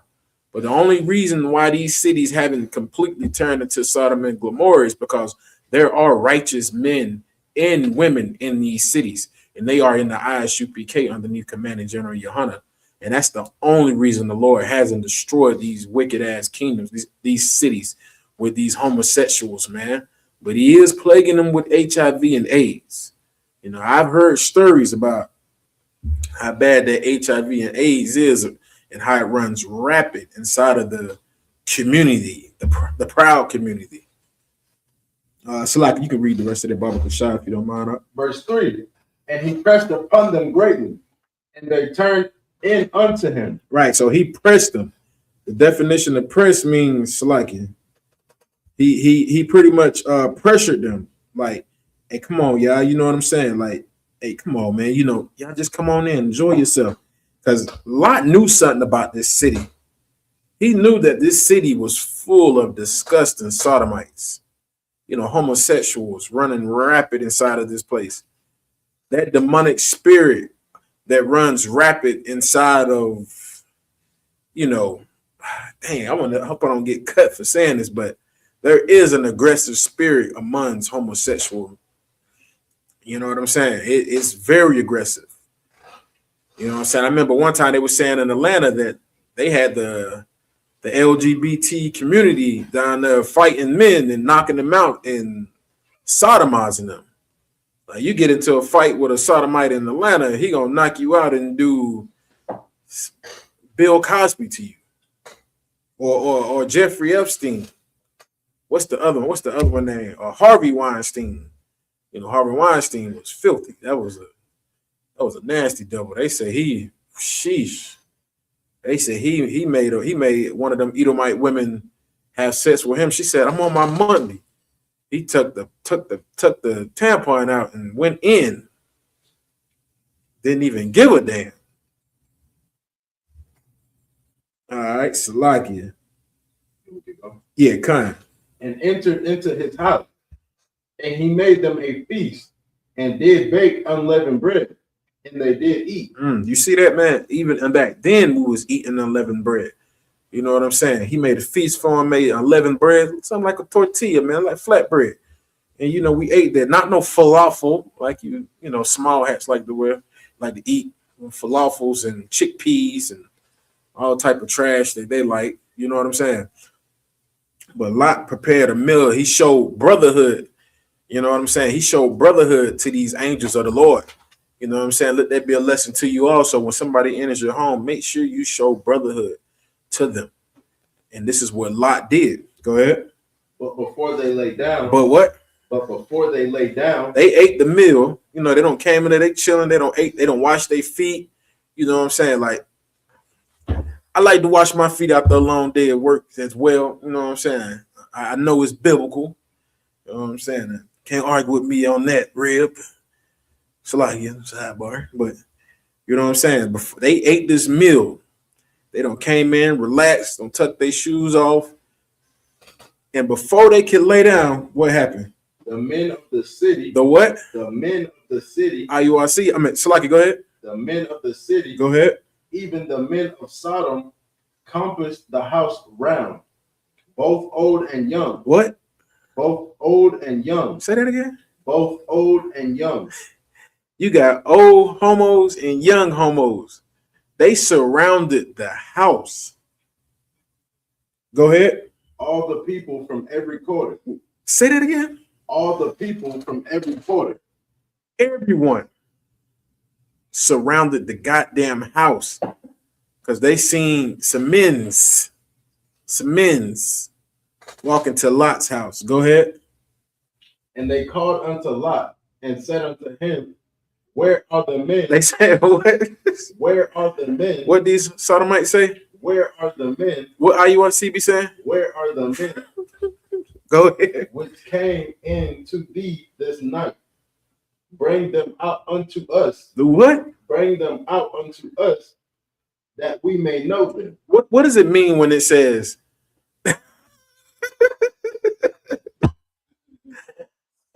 Yeah, pause. read that again from Joseph. Read the whole. Start from 5 again. And they called unto Lot and said unto him, where are the men? They said what? Where are the men? IURC said what? Where are the men Go ahead. which came into thee this night? Bring them out unto us. Do what? Bring them out unto us. Go ahead. That we may know them. That what? That we may know them. Pause. So this is angels what the angel said. No. This is what the men of Sodom and Gomorrah said to. To the angels. So Yeah, like, they told Lot. They said, "Bring them niggas out, so we can smash." Oh, I know who he is, please. That's Felice Johnson. That's Felice Johnson. I like you, and I want you. We can do this the easy way or the hard way. Do you understand how goddamn evil you have to be and aggressive these bastards were? These disgusting bastards. Like it said, the old and the young. The old and the young. So you got old sodomites and young sodomites, meaning that this was something like you got to think about this. Remember this. If there are old sodomites and young sodomites, who taught the young sodomites how to be like that? Who taught them to be like that? I'm waiting on the comment section. Who taught those young sodomites to be like that?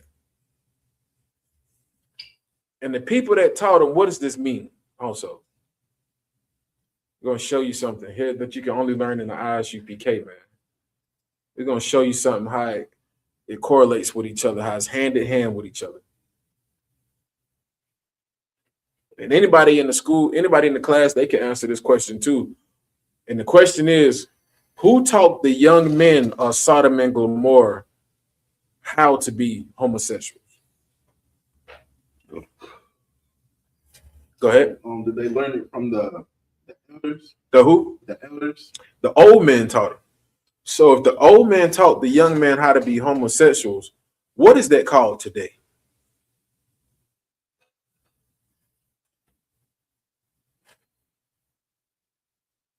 They got a word for it.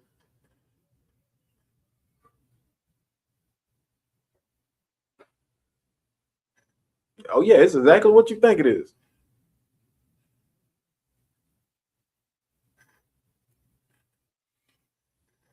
Homosexual. No, not that. What do you call it when an older person likes a young person? From a female perspective, it's like a cougar. Mm-mm. It's still the same thing. I'm talking about when you like a young. Pedophile. Wait, say that again. Pedophilia. So guess what else was running rapid in Sodom and Gomorrah? Pedophilia. Because guess what? Homosexuality runs right there with pedophilia. You ever notice what they say? They said, there's no age to love. That's what the pedophiles say. That's what the homosexual community, the LGBT community says. They said there's no age when it comes to love. They're working on laws right now to where if your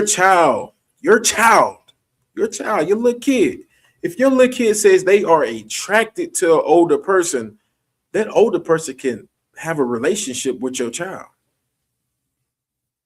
Like that's what this empire is trying to establish. They trying to make pedophilia legal. And you better believe it's going to happen. Once they sweep these Epstein files underneath the rug, don't be surprised when you start finding out about the pedophilia being legalized. They already dropped the age in Washington State to 11. 11. I think that's Washington State or it's California, one of them states. The age is 11 years old for somebody to consent to sex. 11 years old. Your 11-year-old child, son, boy or girl, if they say that they like somebody that's older than them,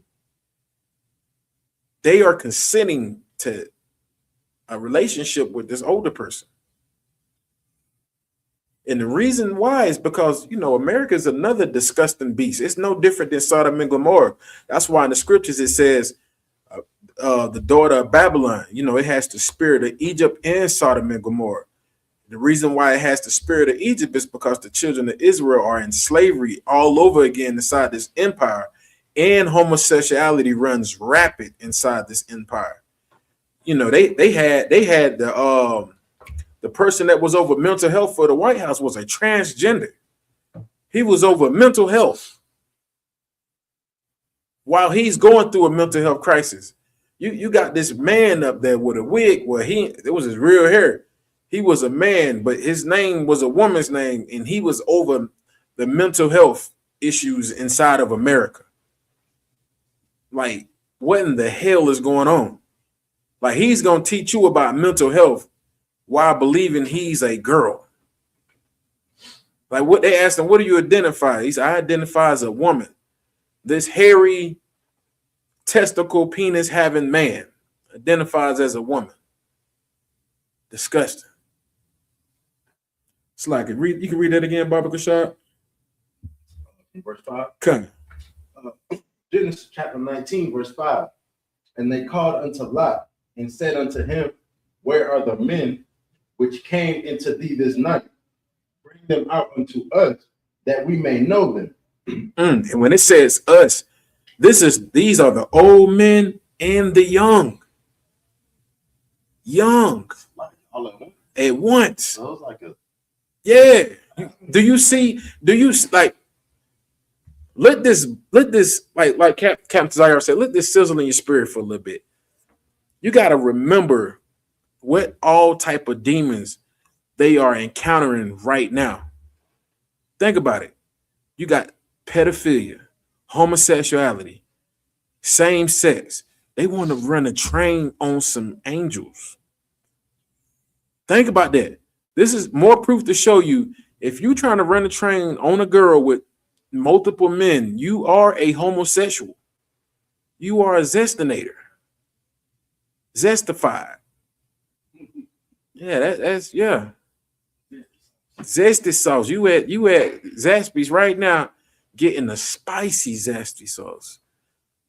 Like, can y'all make the zesty sauce nuclear? Like, good. Flaming. I can't say they'd probably kick us out, but y'all know what I'm trying to get at.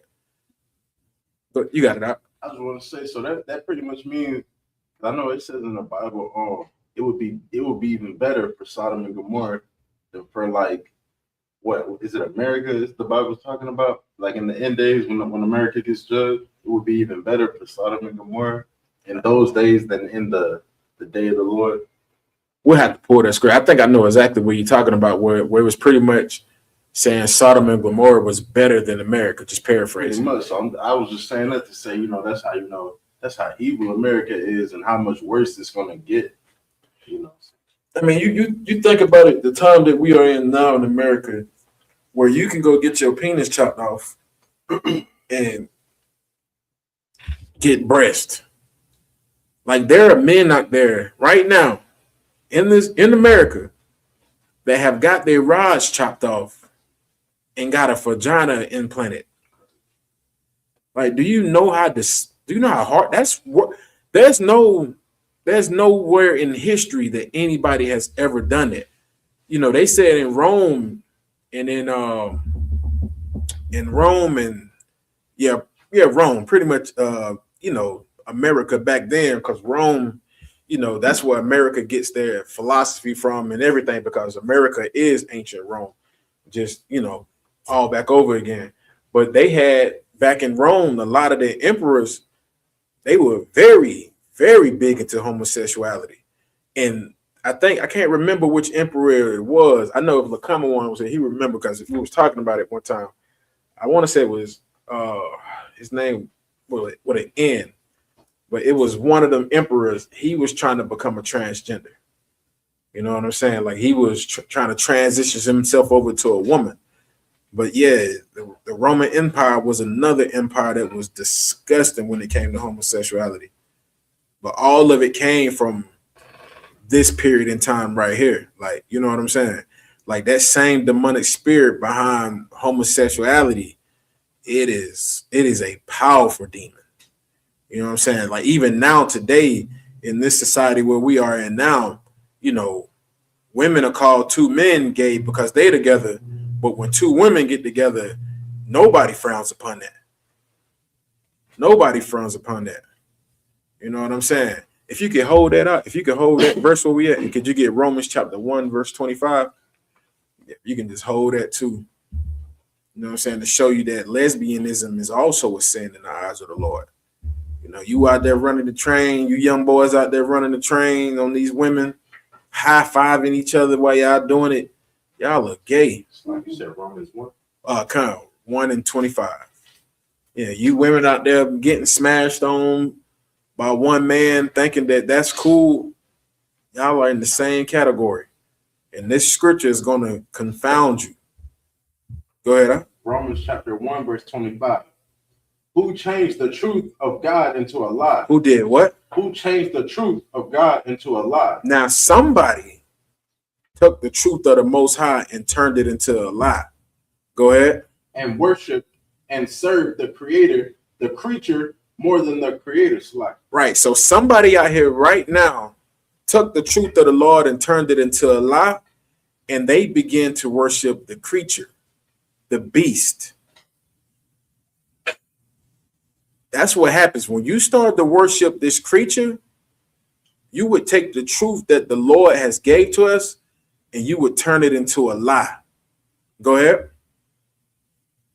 Who is blessed forever. Who is what? Blessed forever. Go ahead. Amen. For this cause, God gave them up unto vile affections. The Lord gave them up to vile affections. He gave them up to vile affections, different diseases, different plagues. Go ahead. For even their women did change the natural use into that which is against nature. Now, even the women have took what was natural and went against nature. There are things that naturally a woman is supposed to do. She's supposed to have children. She's supposed to want to be a mother.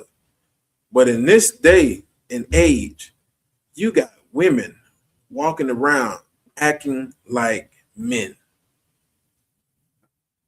Like they got boxers on sagging. Like, I mean, I don't know.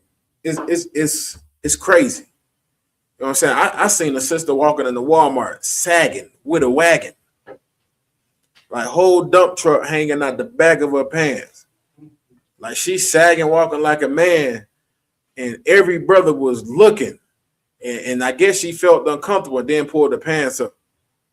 Say, you idiot. I said, good night. You still a woman, sis. Men still want what you have, bruh. Lil' bruh. Bruh, how they be? Hey, nah, bruh. Like, I remember a sister that was in the community told me I was gay because I thought she looked good. I said, damn, you look good. She said, hey, bro, go on with that gay stuff. I said, what?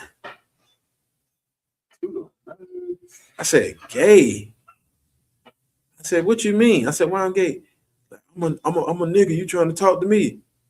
I said, this is what killed her right here. This is what made her mad right here. This is what made her real mad. I said, well, sis, real niggas don't bleed.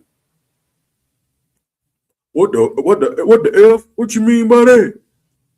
What you mean by that? Just saying, bro. Real niggas don't bleed. You know what I'm talking about. Y'all know what I'm talking about when I say real niggas don't bleed? Yeah.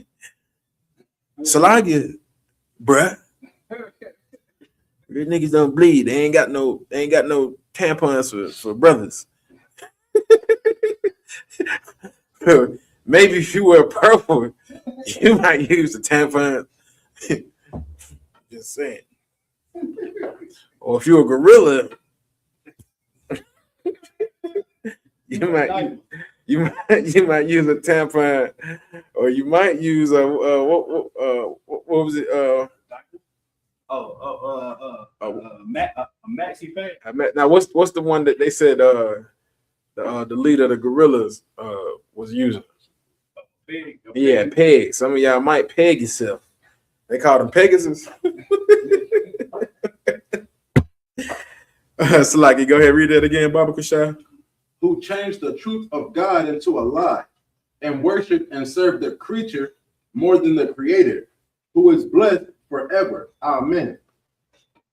For this cause, God gave them up unto vile affection, for even their women did change the natural use into that which is against nature. Like, keep up. Hang on, I got a precept as well. That the other scriptures, it kind of ties in with this. Go ahead, you got it. It's a few lines. Matthew chapter 10, verse 14. And whosoever shall not receive you nor hear your words when you depart out of that house or city, shake off the dust of your feet. Verily I say unto you, it shall be more tolerable for the land of Sodom and Gomorrah in the day of judgment than for that city. So yeah, that's heavy. A city that doesn't take heed to what the brothers inside of the ISUPK are saying, it's better for Sodom and Gomorrah. It was better for Sodom and Gomorrah than what's going to happen to that city.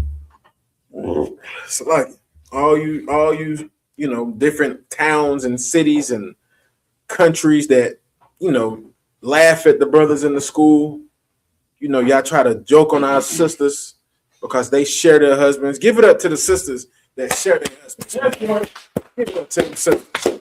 They ain't mad about their husbands having more than one wife. They don't get mad about it. I mean, they okay with it. I ain't gonna say they okay with it, but they deal with it. You could be in Sodom and Gomorrah. I mean, having your house surrounded by a bunch of pedophiles and homosexuals. Give it up for Josiah for that heavy scripture. Good scripture. All right, so let's get back to that other scripture with the homosexuals circling houses. The first LBGTQ that we can recall in the scriptures. And you know what? Why in the hell the pastors don't never bring this out in the churches, man? Why they don't bring this out in the churches to show people what happened? Go ahead, Josiah. Because they church got homosexuals in it. They might not get as much ties that week. God damn it, man. God damn it, man. Look, man, you think about it. They in the church and the pastor talking about Sodom and Gomorrah being burnt down. That homosexual gonna say, what they carry the S heavy on everything that they say, like a snake. Like what's that what's that commercial where they had the brother where they tried to say he was a drug dealer, then he turned to the snake at the end, and he was like, yes, this is that's how homosexuals sound to me every time that they talk. I just always think of a snake, and every time they talk, men's foods, beaches, hot dogs. That's what I hear. Glizzies. Girlfriends. That's what I hear when I hear them talking. They love that, but they put the Z on that. Mans. It's like where the mans is at? Bring them out so we can know. Bring them out. Bring them hither so we may know them. That's your community. All right, go ahead up. Genesis chapter 19, verse 5. And they called unto Lot and said unto him, where are the men which came into thee this night? Bring them out unto us, that we may know them. Do you know how proud and aggressive you have to be? Like, do you understand how heavy that demon was? Not just on one person, but on the whole freaking city. You got to think about it. It says, before they lay down, the men of the city, not the women, but the men of the city compassed the house round about. All the people from every quarter. Like, them niggas was from everywhere. Go ahead. Are you want to say something, Joseph? Those was angels, right? Yeah. Freaky niggas, man. Like, niggas talk about that fallen angels having sex with women. That's nowhere in the Bible. But there is a case in the Bible where these men wanted to have sex with the angels. So, like, does the Bible say something about angels not being like, them being like genderless or like gender neutral or something like that? Nah, that goes back to the Greeks and the Romans. You know what I'm saying? They always like to show the angels being women. You know what I'm saying? Or even worse, or it gets more perverted. Small babies with small penises. I don't know what the hell that's about. Like, you mean to tell me the Lord gonna send you a small white baby angel with a small penis? With a small penis. And what's crazy is he gonna send the angel with the little boy, and they both got the same penis. Flying right next to each other. What the fuck is it? So, what the hell's going on? Well, I got naked white babies and men flying around. Like, that's the Roman Catholic Church. That's the Roman Catholic Church. Come on, go ahead up. Officer Shard said, crazy part is Lot tried to give them boys his daughters. Oh, yeah, we ain't got there yet, Shard. Slow down, Shard. Come on, huh? God damn. Shard, you killing my vibe. Let me get back on that. What you're saying is absolutely correct. But you gotta let me draw him in. Shard. He said that boy tried to give his daughters. Like that. This is sloppy. Now he talking about, but you think about it though, what Shar saying is right. Like, let's get to that. Matter of fact, go ahead. Yes, and Lot went out. And Lot went out at the door unto them and shut the door after them. So he went out to the door and he slammed the door behind him. Go ahead. And said, I pray you, do not so wickedly. He said what? Do not so wickedly. Homosexuality is what? Wicked. And then I forgot to tell you, I forgot to bring this up to you also. Like, these men wanted to sexually assault these angels. Like, this is all in this one encounter that they had with these men of the city of Sodom and Gomorrah. And this is why it's so important for brothers and sisters to come inside the ISUPK underneath Commander General Yohana, because nobody's going to break these scriptures down to you, not like how we do. Like people don't even think about it. Like the church will read this if they do read it, and they'll just zoom right past it. But they don't understand the type of demons that were out here at this one time. Like you had pedophilia, you had homosexuality, you had that whole demon spirit of wanting to sexually, a somebody. All of that at once. You know what I'm saying? Like what's the word I'm looking for when you I can't even think. Gangbang? Good night. Slaggy. They wanted to run a train on the Angels. Slaggy. We would call that Smokey Robinson. Nah, it's like forgive me, Smokey Robinson. Forgive me, Smokey Robinson. Running the train. Like this is what the men of Sodom and Gomorrah they wanted to do. They wanted to grape these angels. They wanted to run the train. They wanted the kids to participate in it as well. Like, do you understand how this is why the Lord did what he did to Sodom and Gomorrah. Once you get the understanding on how disgusting this city actually was, it makes sense on why the Lord did what he did to this city. I can imagine the funk that came out of that city. Good night. All right, go ahead, up. We're going to get to the part Shaw was talking about. Go ahead, Baba Shaw. And said, I pray you, brethren, do not so wickedly. So he's telling you that this whole encounter that these men of Sodom and Gomorrah want to have with the angels, it is something that is very wicked. It is very wicked. And when you dealing with somebody that's big into homosexuality, read this to them. Read this to them. And make sure you emphasize everything that conspired on this night when the angels came into the city, so those people can get a better understanding on how evil that whole spirit is of homosexuality. Go ahead. Behold, now I have 2 daughters, which have not known man. Let me, I pray you, bring them out unto you. So Lot had 2 daughters who have not known men. And this is more proof showing you that sex is marriage. Because these daughters of Lot, they didn't know a man. Meaning, yeah, they might know some men in the city, but they don't know a man. Like they never had that sexual encounter with a man where they were married. So these 2 daughters that he has were virgins. And Lot told them, he said, man, listen, I got 2 daughters in here that are virgins. Ain't never been with a man. Let me bring them out to you. Do you understand what type of sacrifice that takes for a man to put his daughters, his baby girls on the line? Like that is a different type of sacrifice, man.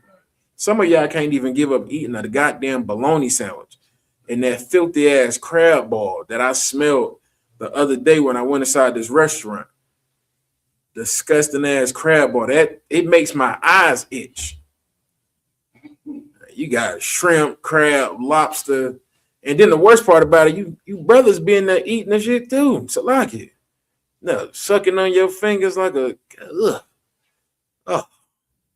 probably wanted to. You probably might be in one of the city of Sodom and Gomorrah. Good night. Go ahead, up. Behold, I have 2 daughters which have not known man. Let me, I pray you, bring them out unto you. And do ye to them as is good in your eyes. So he's saying, whatever is good in your eyes, do it unto my daughters. What did these? So what? And think about this too. This is more proof to show you that whole spirit of homosexuality is evil. In the eyes of those men of Sodom and Gomorrah, what did they consider good to them?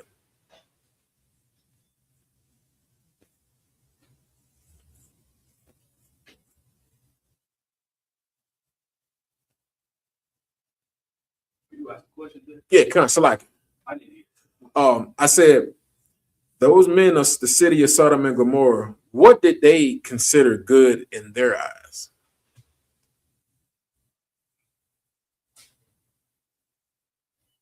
You want to? Yeah.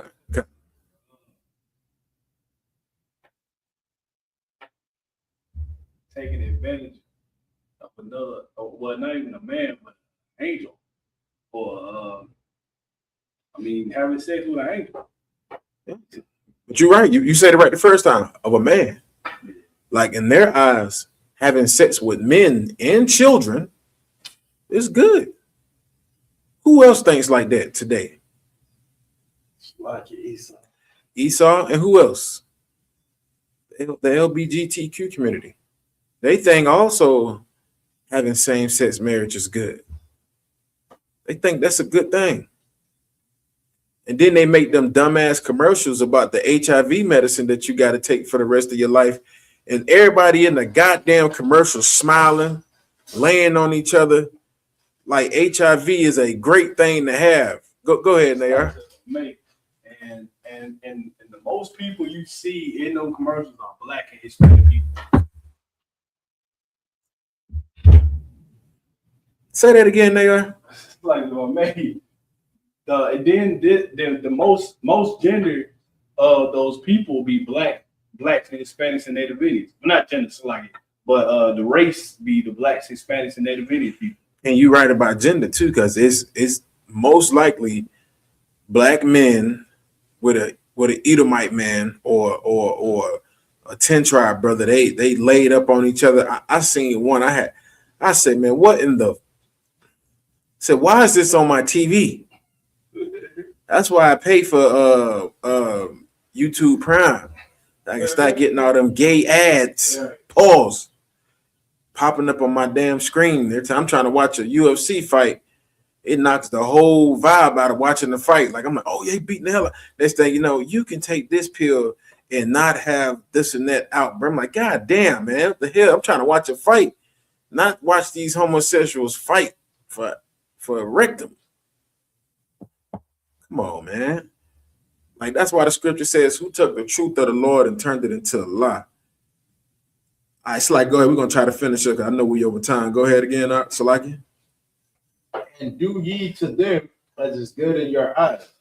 Only unto these men do nothing. For therefore came they under the shadow of my roof. And Lot was ready to put his life on the line, his daughter's life on the line, his whole family's life on the line for these men of the Lord. Go ahead. And they said, stand back. And they said again, this one fellow came in to sojourn, and he will needs be a judge.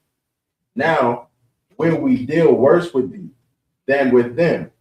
And they pressed sore upon the man, even Lot, and came near to break the door. Right, and they used that as an excuse to even take his butt.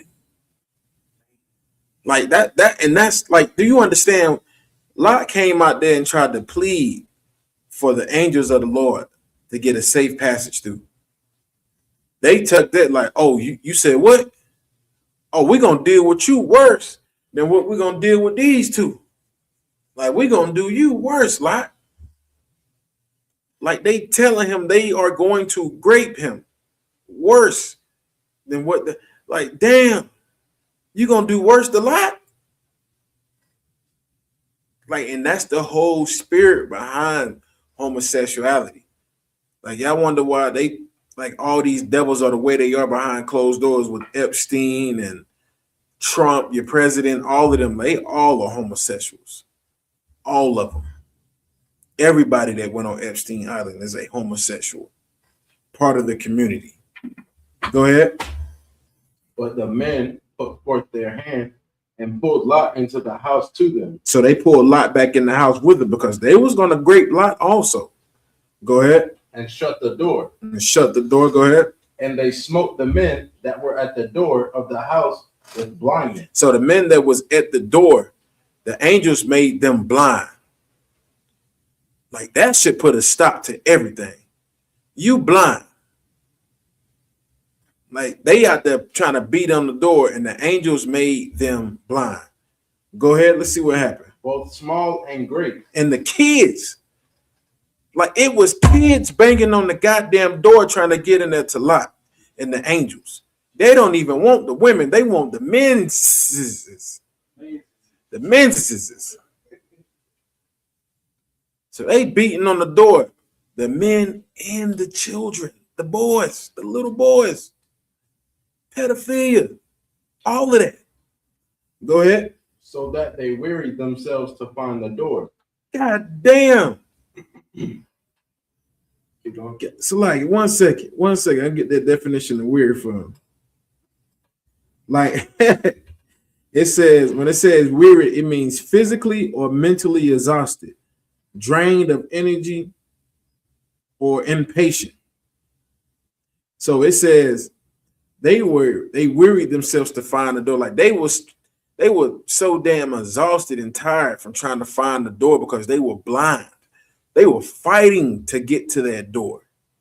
Go ahead.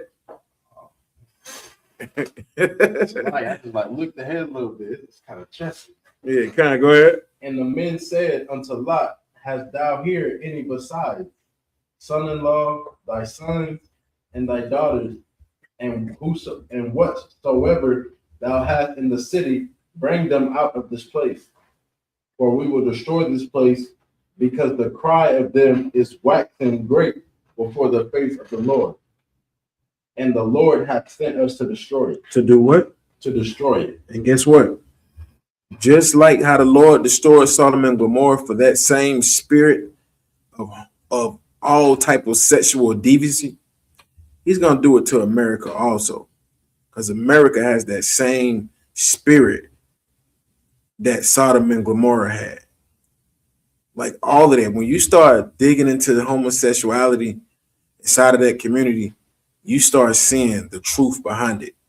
And this is what the ISUPK tried to warn brothers and sisters about back when they allowed Obama to legalize same-sex marriage. Like the school warned y'all that this was going to happen because you can't have one without the other. You can't have one without the other. They go hand in hand with each other because it's like, hey, no sin is greater than the next. It's like once you open the door for this demon, now you got to leave it open for the rest of the demons to come in. And the Lord said he was going to destroy Sodom and Gomorrah for doing that. All right. And with that, we're going to close out the class. So like it for going over time a little bit. And again, the water to the brothers, Nayar and Josiah for holding our class until I got here. Again, the white man is the devil. You know what I mean? I'm going to pass the class over to the priest and officer. So like we kind of over time, we might just go ahead. Just clip it because we're running behind on time. You know what I mean? And with that, we are the Israelite School of Universal Practical Knowledge, started out of 1 West 125th Street, Harlem, New York, under the Commander General Yohanan. We are not affiliated, associated with any other Israelite group. And with that, shalom.